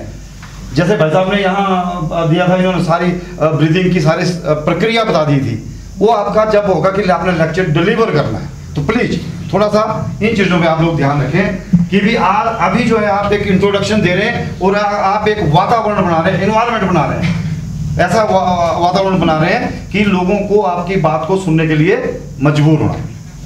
Please next. नमस्कार सभी को, मेरा नाम दिनेश कुमार सर। नमस्कार जी सर। मेरा नाम दिनेश कुमार। मेरा टॉपिक है पर्यावरण और जीवन शैली। हमारे जीवन शैली में पानी का बहुत महत्व है। अगर पानी नहीं है तो हमारी जीवन शैली नहीं है। जीवन शैली है तो पर्यावरण है, पर्यावरण है तो पानी है। अगर पर्यावरण साफ सुथरा रखेंगे तो हमें पानी के स्रोत बढ़ेंगे। पानी के स्रोत ऐसे बढ़ेंगे कि हम हरियाली रोपेंगे, हरियाली रोपेंगे तो बारिश होगी, बारिश होगी तो हमारा पानी वाटर लेवल और हमारी बॉडियाँ रिचार्ज होंगी, रिचार्ज होंगी तो हमारे सोर्सेज बढ़ेंगे, हमारे टैंक भंडार बढ़ेगा। धन्यवाद sir. Good morning sir. Good morning everyone. जैसा सबसे पहले मैं अपना परिचय देता हूँ। मेरा नाम अनुज कुमार है। मैं देहरा ब्लॉक से हूँ और बीआरसी हूँ और डिस्ट्रिक्ट कांगड़ा से हूँ। मैंने जो विषय दिया था वो था पानी की गुणवत्ता और जल संरक्षण। पानी की गुणवत्ता क्यों ज़रूरी है और जल संरक्षण क्यों ज़रूरी है। इससे आपको, अगर आप पानी बचाओगे या पानी को शुद्ध रखेंगे, इसके आपको क्या फ़ायदे होने वाले हैं, ये मैं अपने नेक्स्ट विषय में आपको बताऊंगा कि पानी के क्या क्या फ़ायदे होते हैं। अगर आप शुद्ध पानी पियोगे तो उसको आप कैसे आप अपने जीवन में अपनाओगे, पानी कैसे शुद्ध करना है, उसकी विधि बताऊंगा मैं अगले सेशन में कि पानी की टेस्टिंग कैसे करनी है, पानी की गुणवत्ता को कैसे बढ़ाना है, पानी को कैसे बचाना है। आने वाले समय में जैसे जैसे समय बीतेगा और पानी की किल्लत हमें होगी तो हमने शुद्ध जल को कैसे बचाना है उसके बारे में मैं अपने नेक्स्ट सेशन में आपको बताऊंगा। इसके उपरांत मैं आप लोगों से अटेंशन चाहता हूं कि आप लोग जो मैं आपको बताऊंगा आप कैसे उसको महसूस करेंगे, आप कैसे उसको सुनेंगे और अपने जीवन में कैसे अपनाएंगे। इस विषय पे हम आपको बताने जा रहे हैं नेक्स्ट सेशन में। Thank you. सभी को नमस्कार। मेरा नाम वीरेंद्र कुमार है और जल जीवन मिशन और पानी के विषय में लगभग सभी भाइयों ने बता ही दिया है।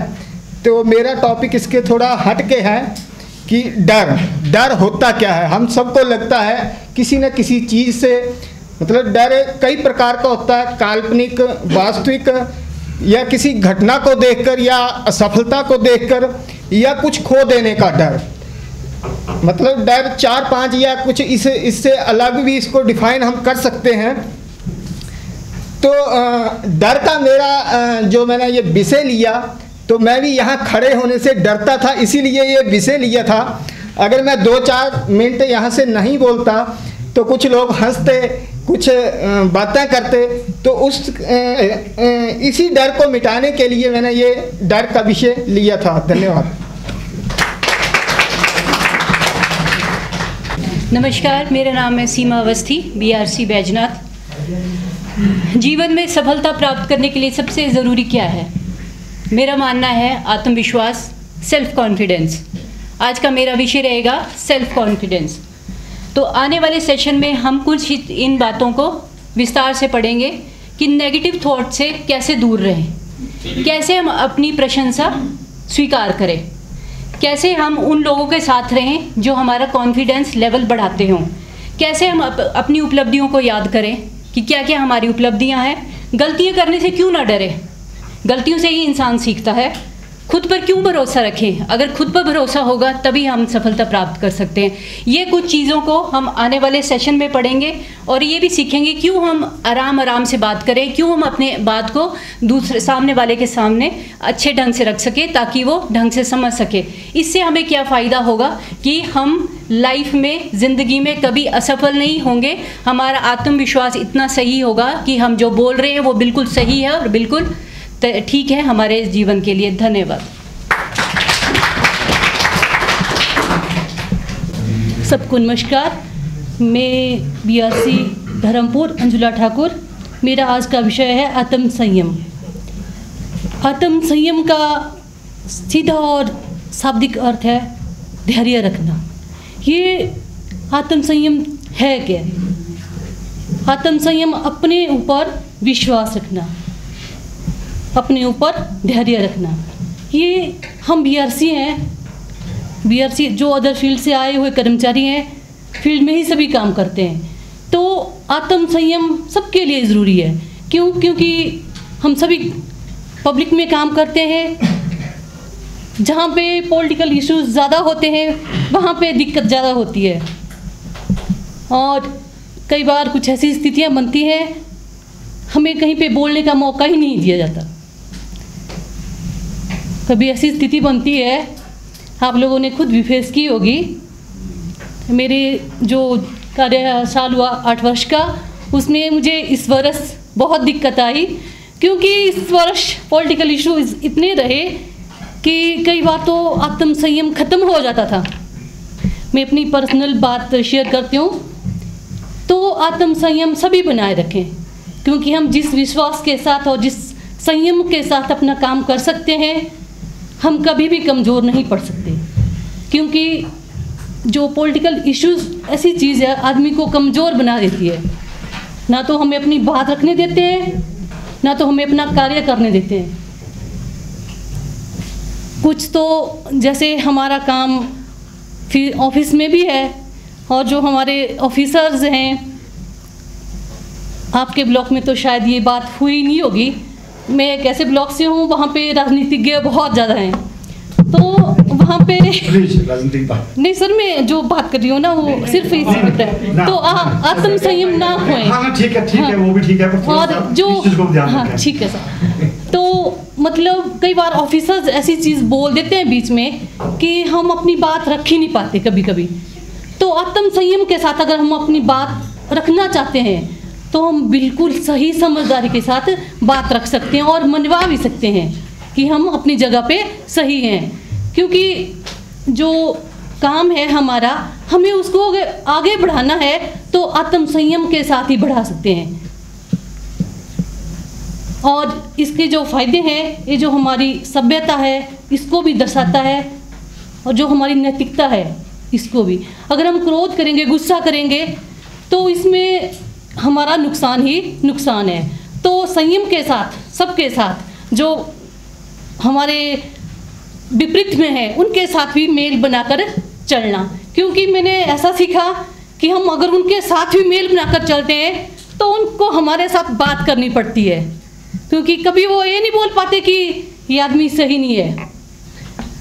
जब हमें धुतकार भी जाता तो मैं तो उनके साथ फिर भी पीछे से बात करती हूँ, नमस्कार जी, मैं इस विभाग से हूँ, ऐसे हूँ। और मैंने बड़े मतलब नेगेटिव मिलता ही नहीं कभी भी। संयम के साथ रहेंगे तो फ़ायदा ही फ़ायदा है, और अगर क्रोध करेंगे तो गुस्सा ही गुस्सा है। कुछ किसी को कोई बात हर्ट हुई हो तो क्षमा चाहती हूँ, अगर किसी को हर्ट हुई हो तो क्षमा चाहती हूँ। ठीक है।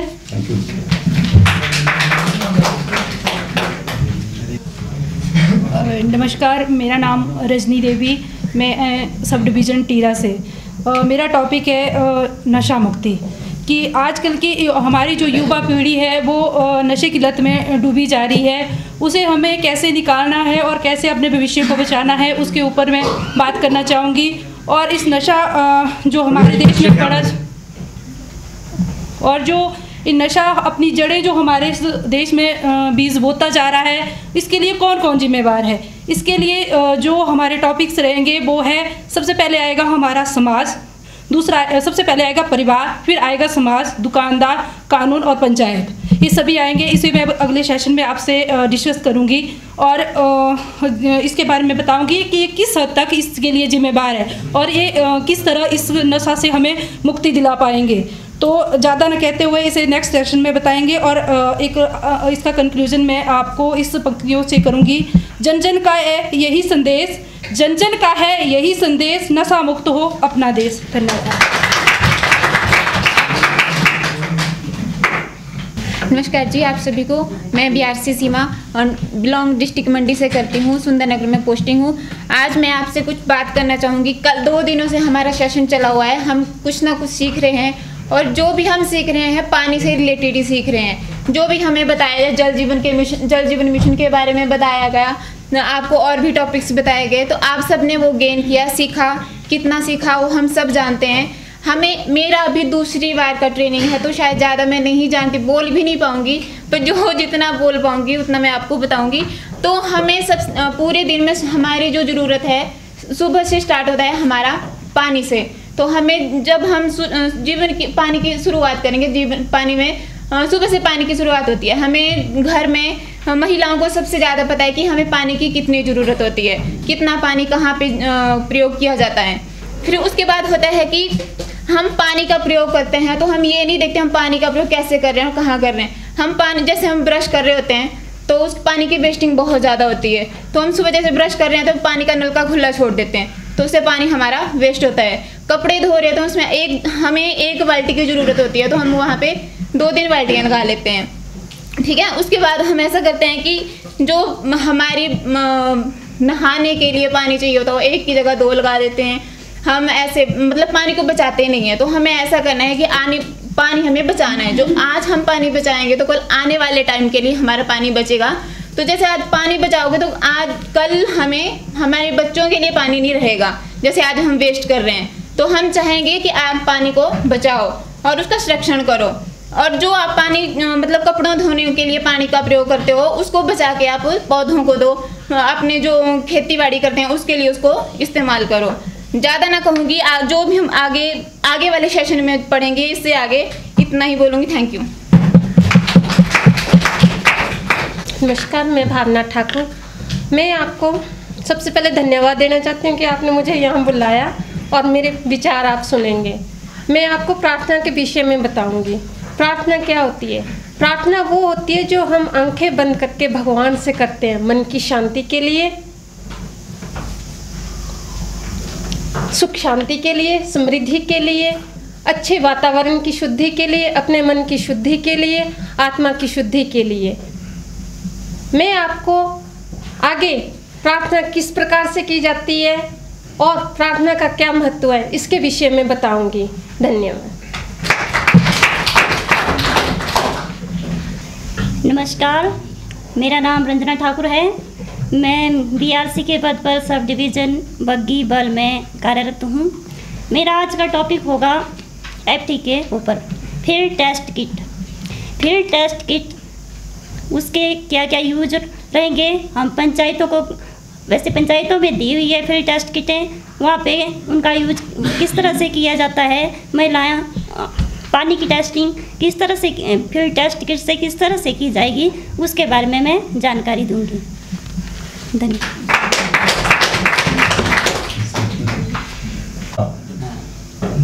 नमस्कार, मेरा नाम जया कुमारी है। मैं डिस्ट्रिक्ट मंडी से बीआरसी हूँ।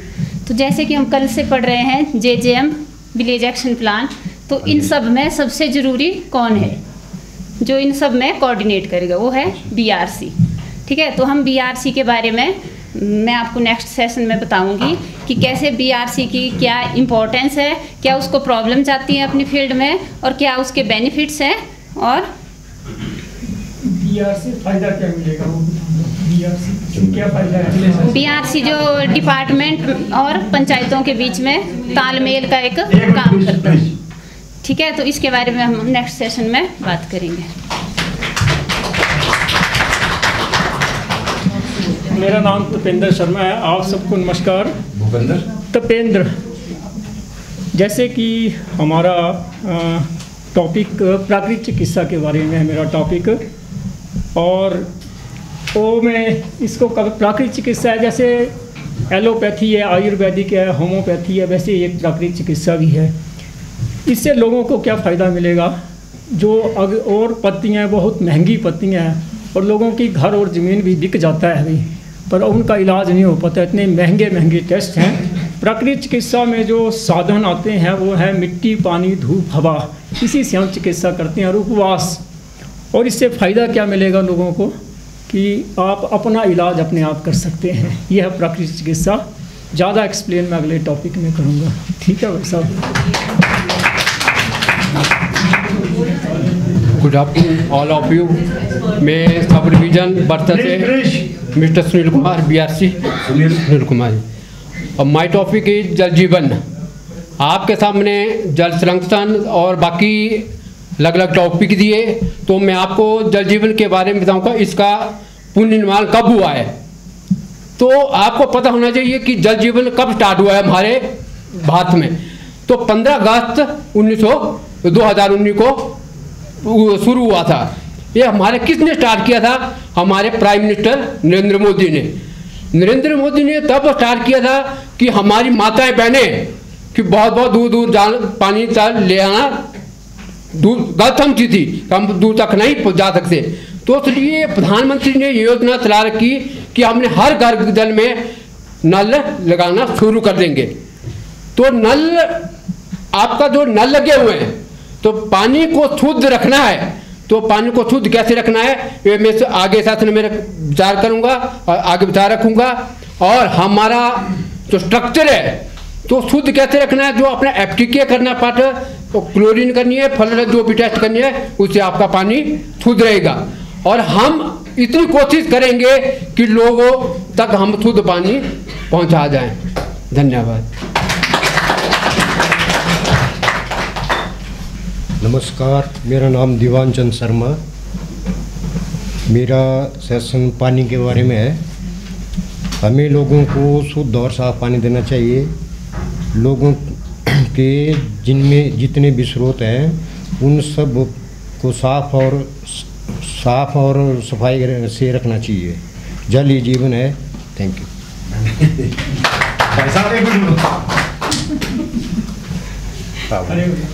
आपको गांव में ग्राम सभा में भेज दिया, ठीक है, और ग्राम सभा में जाकर के जो है आपको जल जीवन मिशन पे बोलना है, ठीक है ना जी।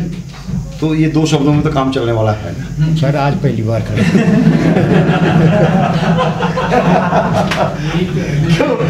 नहीं, देखो मैंने पहले भी आपको कहा था कि आप बिल्कुल दिमाग से निकाल दें कि मैं क्या बोल रहा हूँ। ये नहीं सोचे भी यार मैं लग रहा बोलने, अगले वाले को अच्छा नहीं लगेगा या बुरा लगेगा, या मेरे जो मैं टॉपिक पे नहीं बोल रहा हूँ। नेक्स्ट कोशिश करेंगे ऐसा। जब आप 5-4 मिनट बोलेंगे ना जी, तभी तो कॉन्फिडेंस बनेगा। तो प्लीज थोड़ा सा ना देखो, इसको आप लाइटली मत लें, इस सेशन को मत लें। It is a part of training. और आपको यही कुछ जाकर के करना है, आपको यही कुछ जाकर के करना है। चाहे आपको ग्राम सभा में बोलना, चाहे पंचायत में बोलना, चाहे गांव में बोलना, चाहे कहीं बोलना है, अपने टॉपिक पे आपको बोलना ही है। तो थोड़ा सा आत्मविश्वास बनाएं।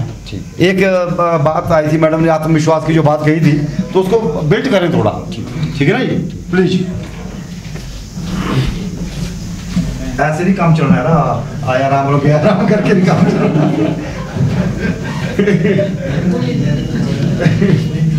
नमस्कार साथियों, मेरा नाम नमस्कार। आप दीवान जी थे? दीवान चंद। क्या नाम है? दुपेंद्र कुमार। दुपेंद्र कुमार।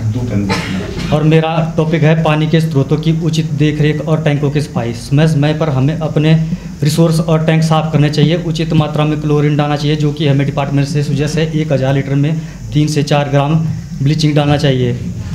अगर हमारे स्रोत साफ है तभी हम घरों तक साफ पानी पहुंचा सकते हैं।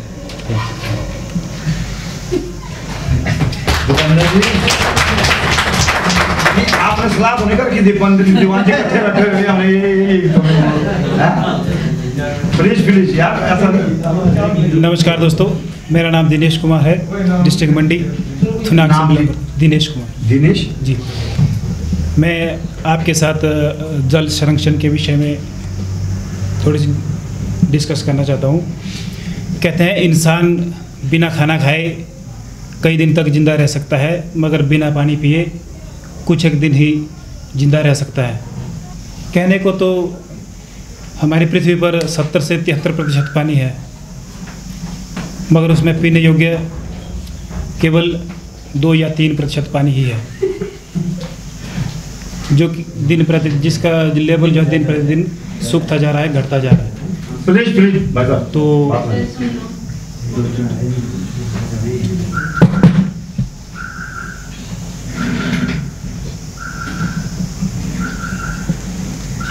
आपका विषय क्या था? जल संरक्षण। जल संरक्षण जी, बोलें थोड़ा सा विषय को भी ध्यान रखें। हमें जल जो है जितनी हमें ज़रूरत है उतना ही यूज़ करना चाहिए। ज़रूरत से ज़्यादा हमें इसका जो है मिसयूज़ नहीं करना चाहिए। इसका हम जितना ज़्यादा मिसयूज़ करेंगे उतनी ही हमें इसकी कमी महसूस होगी आने वाले समय में, हमारी आने वाली जनरेशन को। और इसके साथ मैं ज़्यादा नहीं कहता हूँ, यही कहूँगा कि जल को व्यर्थ ना गवाएं।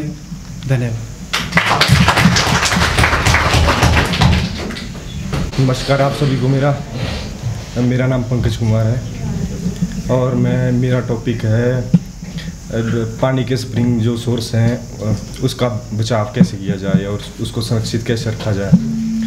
तो मैंने एक चीज़ देखी है कि हमारे पहाड़ों में जो है पेड़ों का कटान बहुत ज़्यादा हो रहा है, जो कि मतलब फॉरेस्ट वालों को भी इसके मतलब पे लेने की वो है। पेड़ों का कटान बहुत ज़्यादा हो रहा है, जिस जो नेचुरल स्प्रिंग सोर्स है जो सूखते जा रहे हैं। तो अगला जो अगला नहीं अभी नहीं है अगला नहीं है अगला कल अभी भाई साहब जल संरक्षण का फायदा क्या है, क्या होने वाला है? जल संरक्षण से आप बढ़िया बोल रहे, ठीक बोल रहे हैं, ऐसा नहीं है, लेकिन अपना थोड़ा सा ना इनको और आप ये सोचें कि आप ऑडियंस को एड्रेस कर रहे हैं। तो मतलब कैसे स्प्रिंग सोर्स को बचाया जाए, तो उसके लिए मतलब अब हिमाचल सरकार ने भी एक स्कीम शुरू की है, जो कि चीड़ के पेड़ों को काट कर मतलब पानी को जो संरक्षित रखने वाले पेड़ हैं उनका लगाया जाएगा। और मतलब फॉरेस्ट डिपार्टमेंट को भी इसके साथ मतलब ज़मीनी तभी पानी बचेगा जब ज़मीनी स्तर पर काम करेंगे सर। बाकी नेक्स्ट सेशन में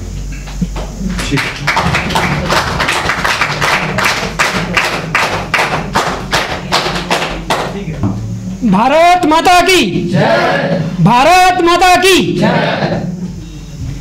मेरा नाम सुंदरलाल है और मैं ब्लॉक कोऑर्डिनेटर हूँ, बीआरसी हूँ, करसोग ब्लॉक से हूँ।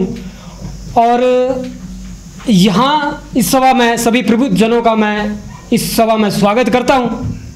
हमारा जो अभी आपने विषय सुना, मेरे से पहले बहुत से प्रवक्ता चले गए, इस विषय को काफ़ी विषय को बोल के चले गए हैं। हमारा विषय आज का विषय जो है वो जल पे ज़्यादा महत्व है कि हमारा जल कितना है, कब क्या होगा, उसको हमने कब संरक्षण करना है। इन सब बातों पे आपने अभी चर्चा सुनी और गहन भी वो अपने गहन चिंतन के माध्यम से अपने आत्मसात किया होगा कि हमने कैसे संरक्षण करना है, किस तरह से उनको वो चीज़ें सब हमें करनी है।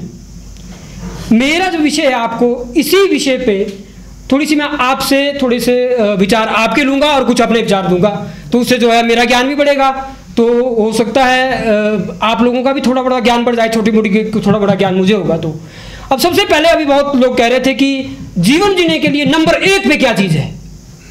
नंबर 1 पे जीने के लिए वायु, ऑक्सीजन। नंबर 1 पे नंगा रह जाएगा, रोटी कपड़ा मकान कोई बात नहीं, ये बाद में आता है। लेकिन नंबर 1 पे हमारे को चाहिए वायु, हवा चाहिए, ऑक्सीजन चाहिए। और दूसरे नंबर पे क्या है? सेकंड पार्ट ऑफ पानी। अगर जिंदगी का इतना महत्वपूर्ण पार्ट है पानी, दूसरे नंबर पे जीने के लिए दूसरे नंबर वाला पार्ट है, तो क्यों ना हम इसके लिए सोचें, क्यों ना हम इसके लिए कोई प्रयास करें, क्यों ना हम इसके लिए कोई बचाने की योजना बनाएं।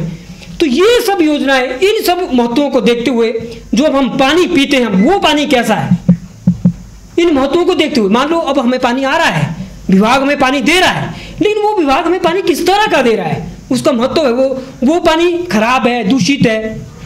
अब हमारे जीवन में उसमें क्या फर्क पड़ने वाला उस पानी से? अब मैं छोटी सी बात कहूँगा कि हमारे शरीर में जो है 70 से 80% पानी है। छोटी सी बात है, मैं गुणवत्ता की बात करूँगा कि हमारे शरीर में थोड़ा 70 से 80% पानी है। तो हमारे शरीर में भी जो बीमारियाँ पनपती है, वो भी 70 से 80% बीमारियाँ हैं, वो भी पानी से फैलती हैं। जो पानी से 70 से 80% बीमारियाँ फैलती हैं। तो अब आप ये बात सोचें कि ये एक पानी का गिलास लिया, हमने पानी का गिलास लिया, उसमें हमने क्या घोला? 1 चम्मच चीनी का घोला। उसमें हमने क्या किया? 1 चम्मच नमक का डाल दिया, वो बराबर मेल खा गया। फिर हम क्या करते हैं कि 3 चम्मच चीनी के डाल लेते हैं, तो पानी नमकीन दिखेगा या मिठास दिखेगा? वो मिठास बताएगा। पानी क्या बताएगा? 3 चम्मच डालने के बाद मिठास बताएगा। क्या कि उसमें हमने क्या डाला? उसमें हमने क्वांटिटी क्या डाली ज़्यादा? पानी में चीनी की क्वांटिटी डाली। अगर हम चीनी की क्वांटिटी ज़्यादा डाली, इसका महत्व ये है कि पानी में अगर आपका पानी खराब है, दूषित पानी आप ज़्यादा मात्रा में ले रहे हैं, तो आप क्या ले रहे हैं? आप बीमारियों को अंदर डाल रहे हैं। एक सुई की नोक पे जो है ना 10 लाख बैक्टीरिया एक बड़े आराम से बैठते हैं एक सुई की नोक पे। अब तो पानी में पता नहीं कितने ज़्यादा बैक्टीरिया हैं। हम इसी विषय पे आने वाले जो आगे जो हमारा विषय है, इसी पे हम आने वाले विषय पे चर्चा करेंगे। बैक्टीरिया से क्या होने वाला है शरीर में, उससे उल्टी दस्त होगी, हैजा होगा, टाइफाइड होगा, इन सब बीमारियों पर चर्चा करेंगे। और भी हमारे पानी में केमिकल हैं, जैसे हमें मैग्नीशियम है, कैल्शियम है, नाइट्रेट है, फ्लोराइड है। फ्लोराइड के बढ़ने से फ्लोरोसिस नामक बीमारी होती है, नाइट्रेट के बढ़ने से ब्लू डिजीज है। वो ब्लू डिजीज होती क्या है? और जैसा हमारे मिनरल है, हमारे मिनरल जैसे कैल्शियम लेते हैं, हम बोलते हैं कि कैल्शियम बढ़िया चीज़ है, ये तो हमें लेनी चाहिए, लेकिन क्या पता हमारे पानी में वो एक्सेस है, वो हमें एक्सेस नहीं लेना चाहिए। उससे क्या उसमें शायद हमारे शरीर को कोई डिजीज होने वाली है। इस विषय पर हम बात करेंगे अभी कि कैल्शियम ज़्यादा लेंगे तो क्या होगा। आयरन देखो पानी में होना चाहिए, आयरन एक शुद्ध चीज़ है और हमारे शरीर को जो है मेंटेन करती है बढ़िया तरीके से। लेकिन अगर वो भी एक्सेस होती है, वो भी हमें हार्ट जैसी और हार्ट में जो हार्ट वाली जो बीमारी होती है, उसके लिए एक सपोर्टिंग एजेंसी बन जाता है अगर आयरन एक्सेस लेते हैं। तो इन सब विषयों को लेकर हम अभी चर्चा करेंगे। अब तो आपने मुझे सुना, इसके लिए बहुत बहुत धन्यवाद। सभी को नमस्कार। मेरा नाम भूपेंद्र है और मैं डिस्ट्रिक्ट ऊना से हूँ, फिटर के पद पर कार्यरत हूँ। और मेरा आज का विषय है वाटर हार्वेस्टिंग सिस्टम। हमने पिछले अपने सेशन में बात की समय का ध्यान रखना, अनुशासन और प्लानिंग अप्रूवल। और हमारे इस जो विषय है मेरा हार्वेस्टिंग सिस्टम का, इसमें हमें पानी को कैसे, जो हम डेली अभी पानी हमें बहुत मात्रा में मिल रहा है, लेकिन क्या फ्यूचर में हमारी अगली 2 पीढ़ियाँ, तीसरी पीढ़ी, क्या उसको इतना ही पानी मिल पाएगा? इसको कंटिन्यू करने के लिए हम कैसे उस सिस्टम को बनाए रख सकते हैं? और तीसरा है, हम कौन से स्ट्रक्चर डेवलप कर सकते हैं कि हम उसको कंटिन्यू कर सकें? और क्योंकि हमने पिछले सेशन में बात की जेजेएम की, जेजेएम में क्या था कि हमें कंटिन्यू जेजेएम में कि हर घर नल लगाना, हर घर हम नल तो लगा रहे हैं, बोर हो रहे हैं, मतलब कि हर लाइनें बिछ रही है, लेकिन पानी आएगा कहाँ से? कैसे रिचार्ज हो गए हमारे सिस्टम? तो उसके लिए फिर हमें वो पूरी प्लानिंग बनानी पड़ेगी कि कैसे। तो उसके लिए मैं अपने अगले सेशन में इसके ऊपर पूरा व्याख्यान करूँगा। धन्यवाद। को नमस्कार जी, मेरा नाम मुकेश कुमार है। मैं पंप ऑपरेटर पद पर कार्यरत हूँ, जल शक्ति विभाग उपमंडल मेरठ। मेरा विषय पानी को हम कैसे बचाएं और उसका हमें क्या लाभ होगा।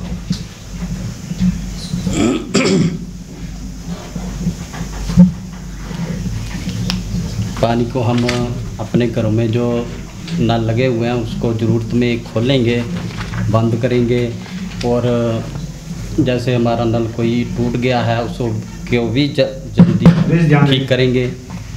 ऐसा नहीं है कि हमारे घर में तो नल टूटा हुआ है, पड़ोसियों के घर में पानी नहीं जा रहा है, ऐसा भी होता है।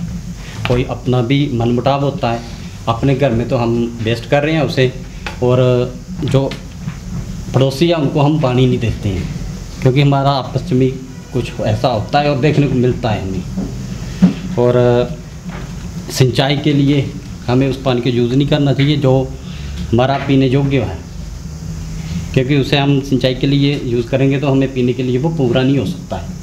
सिंचाई के लिए हमें भूमि के अंदर टैंक बनाने चाहिए, और बन भी रहे हैं, गवर्नमेंट दे रही है उसका सब कुछ सब्सिडी। तो उसको हम टुल्लू पंप से उठाकर अपनी जो ज़रूरत की चीज़ें जैसे हरी मिर्ची हुई, धनिया हुआ, शलगम हुए, मूली हुई, इसको हम सिंचाई उससे कर सकते हैं। बाकी का ये जो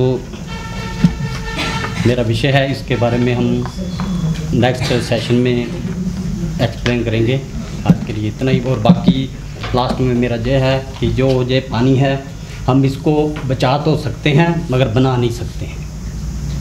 धन्यवाद जी।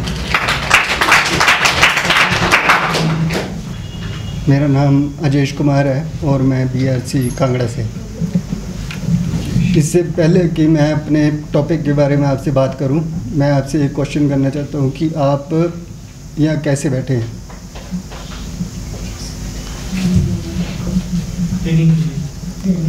ट्रेनिंग के लिए। और कोई एज अ विलेजर्स आपको सुन रहे हैं। अच्छा, तो मैं आपको बता दूं कि आप यहाँ कैसे बैठे हैं। आप स्वस्थ हैं इसलिए यहाँ पे बैठे हैं। अगर कोई बीमार होता है तो यहाँ पे नहीं बैठ पाता। जैसा कि मेरे टॉपिक से आपको लगी यह होगा पता कि मेरा टॉपिक जो है वो स्वास्थ्य के ऊपर है। अच्छे स्वास्थ्य के लिए हम क्या क्या कर सकते हैं, क्या क्या ज़रूरी है, अच्छे स्वास्थ्य के लिए हमें क्या करना चाहिए, क्या नहीं करना चाहिए, ये सब बातें हम नेक्स्ट सेशन में आपसे डिस्कस करेंगे। लेकिन मैं आपको बता दूं कि आज जो दुनिया है वो किस चीज़ के पीछे भाग रही है? पैसे के पीछे, है ना। पैसे के पीछे भागने से क्या होता है कि हम अपने स्वास्थ्य को भूल जाते हैं। जैसे बोला गया है कि स्वास्थ्य ही धन है, हेल्थ इज़ वेल्थ, लेकिन हम वेल्थ के पीछे भाग रहे हैं, स्वास्थ्य को पीछे छोड़ रहे हैं। एक अच्छे शरीर में अच्छा मन वास करता है और अच्छे मन में भगवान वास करते हैं। तो इन सब चीज़ों के ऊपर मैं आऊँगा। इससे आउटकम क्या मिलेगी हमें? अगर हमारा स्वास्थ्य अच्छा होगा तो क्या आउटकम मिलेगी? इससे ये होगा कि आप बीमारियों से दूर रहोगे, ठीक है, और कोई भी काम करने में आप समर्थ होंगे, ठीक है। ये आउटकम रहेगा। ये सारी चीज़ें हम डिटेल में डिस्कस करेंगे। और जैसे कि स्ट्रक्चर में क्या है कि जैसे स्वास्थ्य को ठीक रखने के लिए आप क्या कर सकते हैं। आपके आजकल पंचायत में जिम खुल गए हैं, सभी पंचायतों में खुल रहे हैं, वहाँ आप पार्टिसिपेट कर सकते हैं। हेल्थ क्लब है, वहाँ पार्टिसिपेट कर सकते हैं। योगा कर सकते हैं, आप व्यायाम कर सकते हैं। ये सारी चीज़ें उसमें रहेंगी डिटेल में। और अगर मैं बात करूँ कि सिमुलेशन प्रेरणा क्या होगी इससे, जब ये पूरा जो सेशन मेरा रहेगा जिसमें आप ऐसी प्रेरणा लेकर घर जाओगे कि आप अपने स्वास्थ्य को अच्छे से सुधार पाओगे और आपके अपने परिवार में भी आपके खुशहाली होगी। और ये जो भी जब आपका परिवार आपका स्वस्थ रहेगा तो आप खुद ब खुद जो है स्वस्थ रहेंगे और आपका गांव, आपकी पंचायत, आपका देश भी इसमें स्वस्थ रहेगा। तो फिर मिलते हैं नेक्स्ट सेशन में। जय हिंद, जय भारत।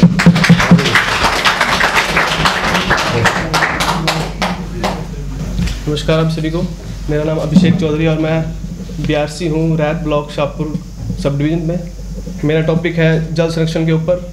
आप सभी लोगों ने अभी सुना है, मैक्सिमम बंदों ने यही टॉपिक चूज़ किया है जल संरक्षण के ऊपर। तो मैं ज़्यादा नहीं बोलूँगा, लेकिन उसके कुछ जो पॉइंट्स आपके साथ डिस्कस करने हैं अगले सेशन में, वो रहेंगे मेरे पानी की बर्बादी कैसे रोकेंगे, पानी को साफ़ कैसे रखेंगे, और पानी की जो नेचुरल सोर्स है उनको रिचार्ज कैसे करना है। और अंत में यही कहना चाहूँगा कि यही कुछ बातें हैं जो हमें समझनी है कि पानी को बर्बाद होने से कैसे बचाना है हमें। इसलिए ना तो हम स्वयं पानी को बर्बाद करें और ना ही किसी और को करने दें। धन्यवाद। जय हिंद, जय भारत। दिमाग से यहाँ बैठे। और एक मुझे जो कमी लग रही है, कल भी मेरे सेशन में भी कमी मुझे लगी कि आप लोगों की ओर से क्वेश्चन बहुत कम आ रहे हैं, बहुत कम आ रहे हैं। हम लोग तभी समझ पाएंगे, तभी अपने दिमाग में सारी चीज़ें सेट कर पाएंगे, जो कुछ आपके दिमाग में चल रहा है उसको आप बाहर निकालें। ठीक है? सुबह डॉक्टर साहब ने पूछा, समझ आ गया जी, सारी सब। जब बोला कि आप बताओ क्या समझ आ गया, कि वो तो जी आपको पता होगा, एक सेशन में हमारे साथ ऐसा ही हुआ ना जी। हमने पूछा कि भाई साहब समझ आ गया, कि जी आ गया, कि जी क्या समझ आया, वो तो बोलो आपको पता होगा।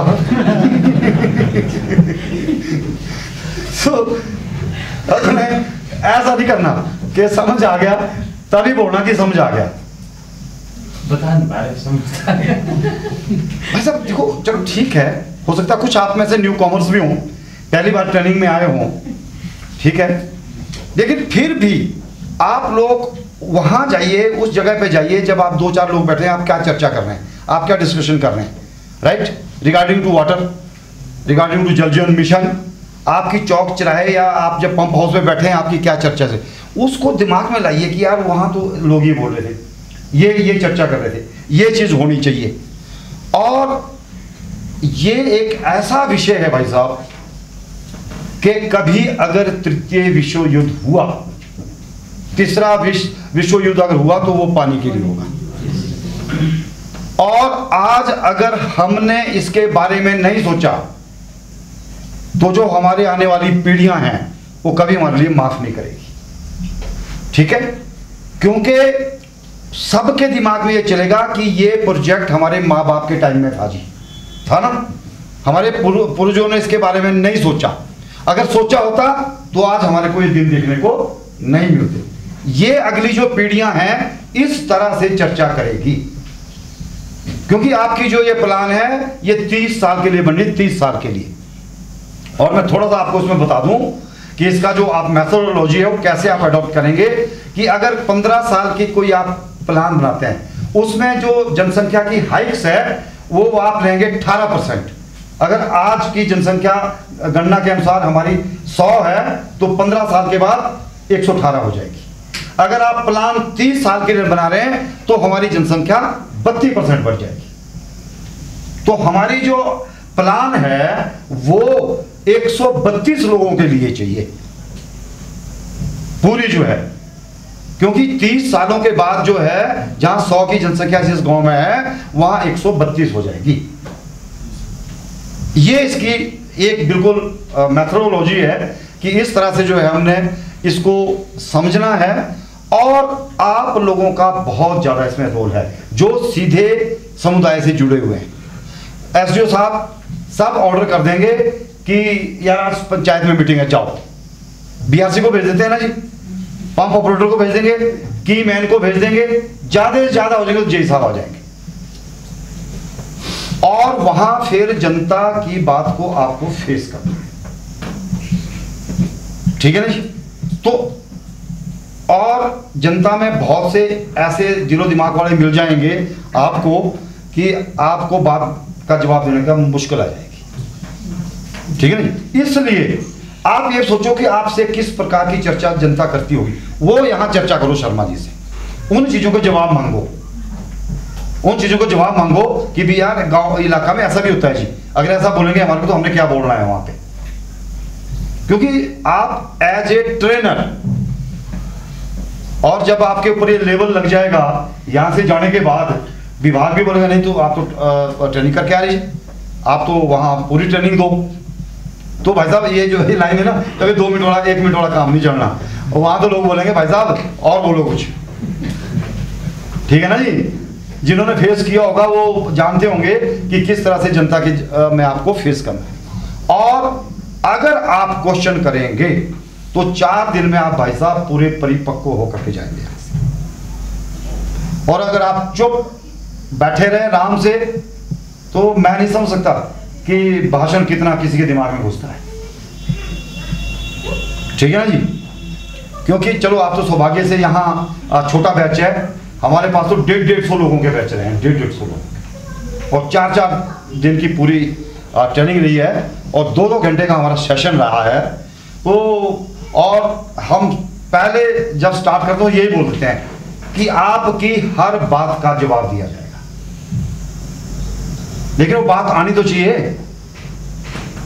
अब हमारे को क्या पता है कि आपके दिल में क्या चल रहा है, आपके दिमाग में क्या चल रहा है, उतना पता चलेगा जब आपसे निकल के आएगा कुछ, तभी तो हम जवाब दे पाएंगे। और जो जवाब हम संभव नहीं होते वो जवाब आपको विभाग की ओर से दिलाया जाता है। क्योंकि ये जो KRC है ये इसलिए एम्पैनल की गई है आपको ट्रेन करने के लिए। हम लोग जो है आपके और डिपार्टमेंट के बीच में कड़ी का काम कर रहे हैं। जो आपकी डिमांड आएगी, आपकी बात आएगी, अगर हम उसका जवाब नहीं दे पाए तो विभाग उसका जवाब देगा आपको रिटर्न में। तो प्लीज यहां ट्रेनिंग का तभी फायदा है और हर कंपोनेंट को आप बिल्कुल डीपली देखें, डीपली उसके बारे में चर्चा करें और जाकर के इस चीज को थोड़ा कंटिन्यूटी में रखें। अगर भी 6 महीने के बाद लगे ना दोबारा जाने के लोगों के बीच में तो हो गया काम। तब ये देखनी पड़नी है तो किताबें खोल करके भी यार क्या बोला था, क्या वो किया था। मतलब लोगों से आप संवाद में रहें, सीधा संवाद में रहें लोगों के साथ जो है। और ये एक मेरा आपसे जरूर निवेदन रहेगा कि आप सीधे जाकर के जो है VWSC से तो जरूर संवाद करें, क्योंकि वो एक आपकी ग्रास रूट लेवल की इकाई है। और कल को भाई साहब जो मिन मेक निकालनी है वो भी VWSC ने निकालनी है और जो उसमें इंप्लीमेंटेशन करनी है वो भी उसी ने करनी है। आप इस जो इकाई को बिल्कुल छोटा ना समझें, क्योंकि एक ही शब्द माननीय प्रधानमंत्री जी ने कहा है कि ये पूरी की पूरी जो परियोजना है ये समुदाय के ऊपर, समुदाय की सहभागिता के ऊपर आधारित है। तो मेरे ख्याल अब हम लंच के लिए शर्मा जी से पूछ लेते हैं। ऐसा तो नहीं कि 2 बजे लंच कहीं अपना मैडम लंच के 1:30 बजे? 1:30 तो 1:30 बज चुका है। आप लोगों का बहुत बहुत धन्यवाद। अब आप लंच करें और उसके बाद जो है 2:30 बजे फिर यहाँ आपसे मुलाकात। ठीक है, थैंक यू, धन्यवाद।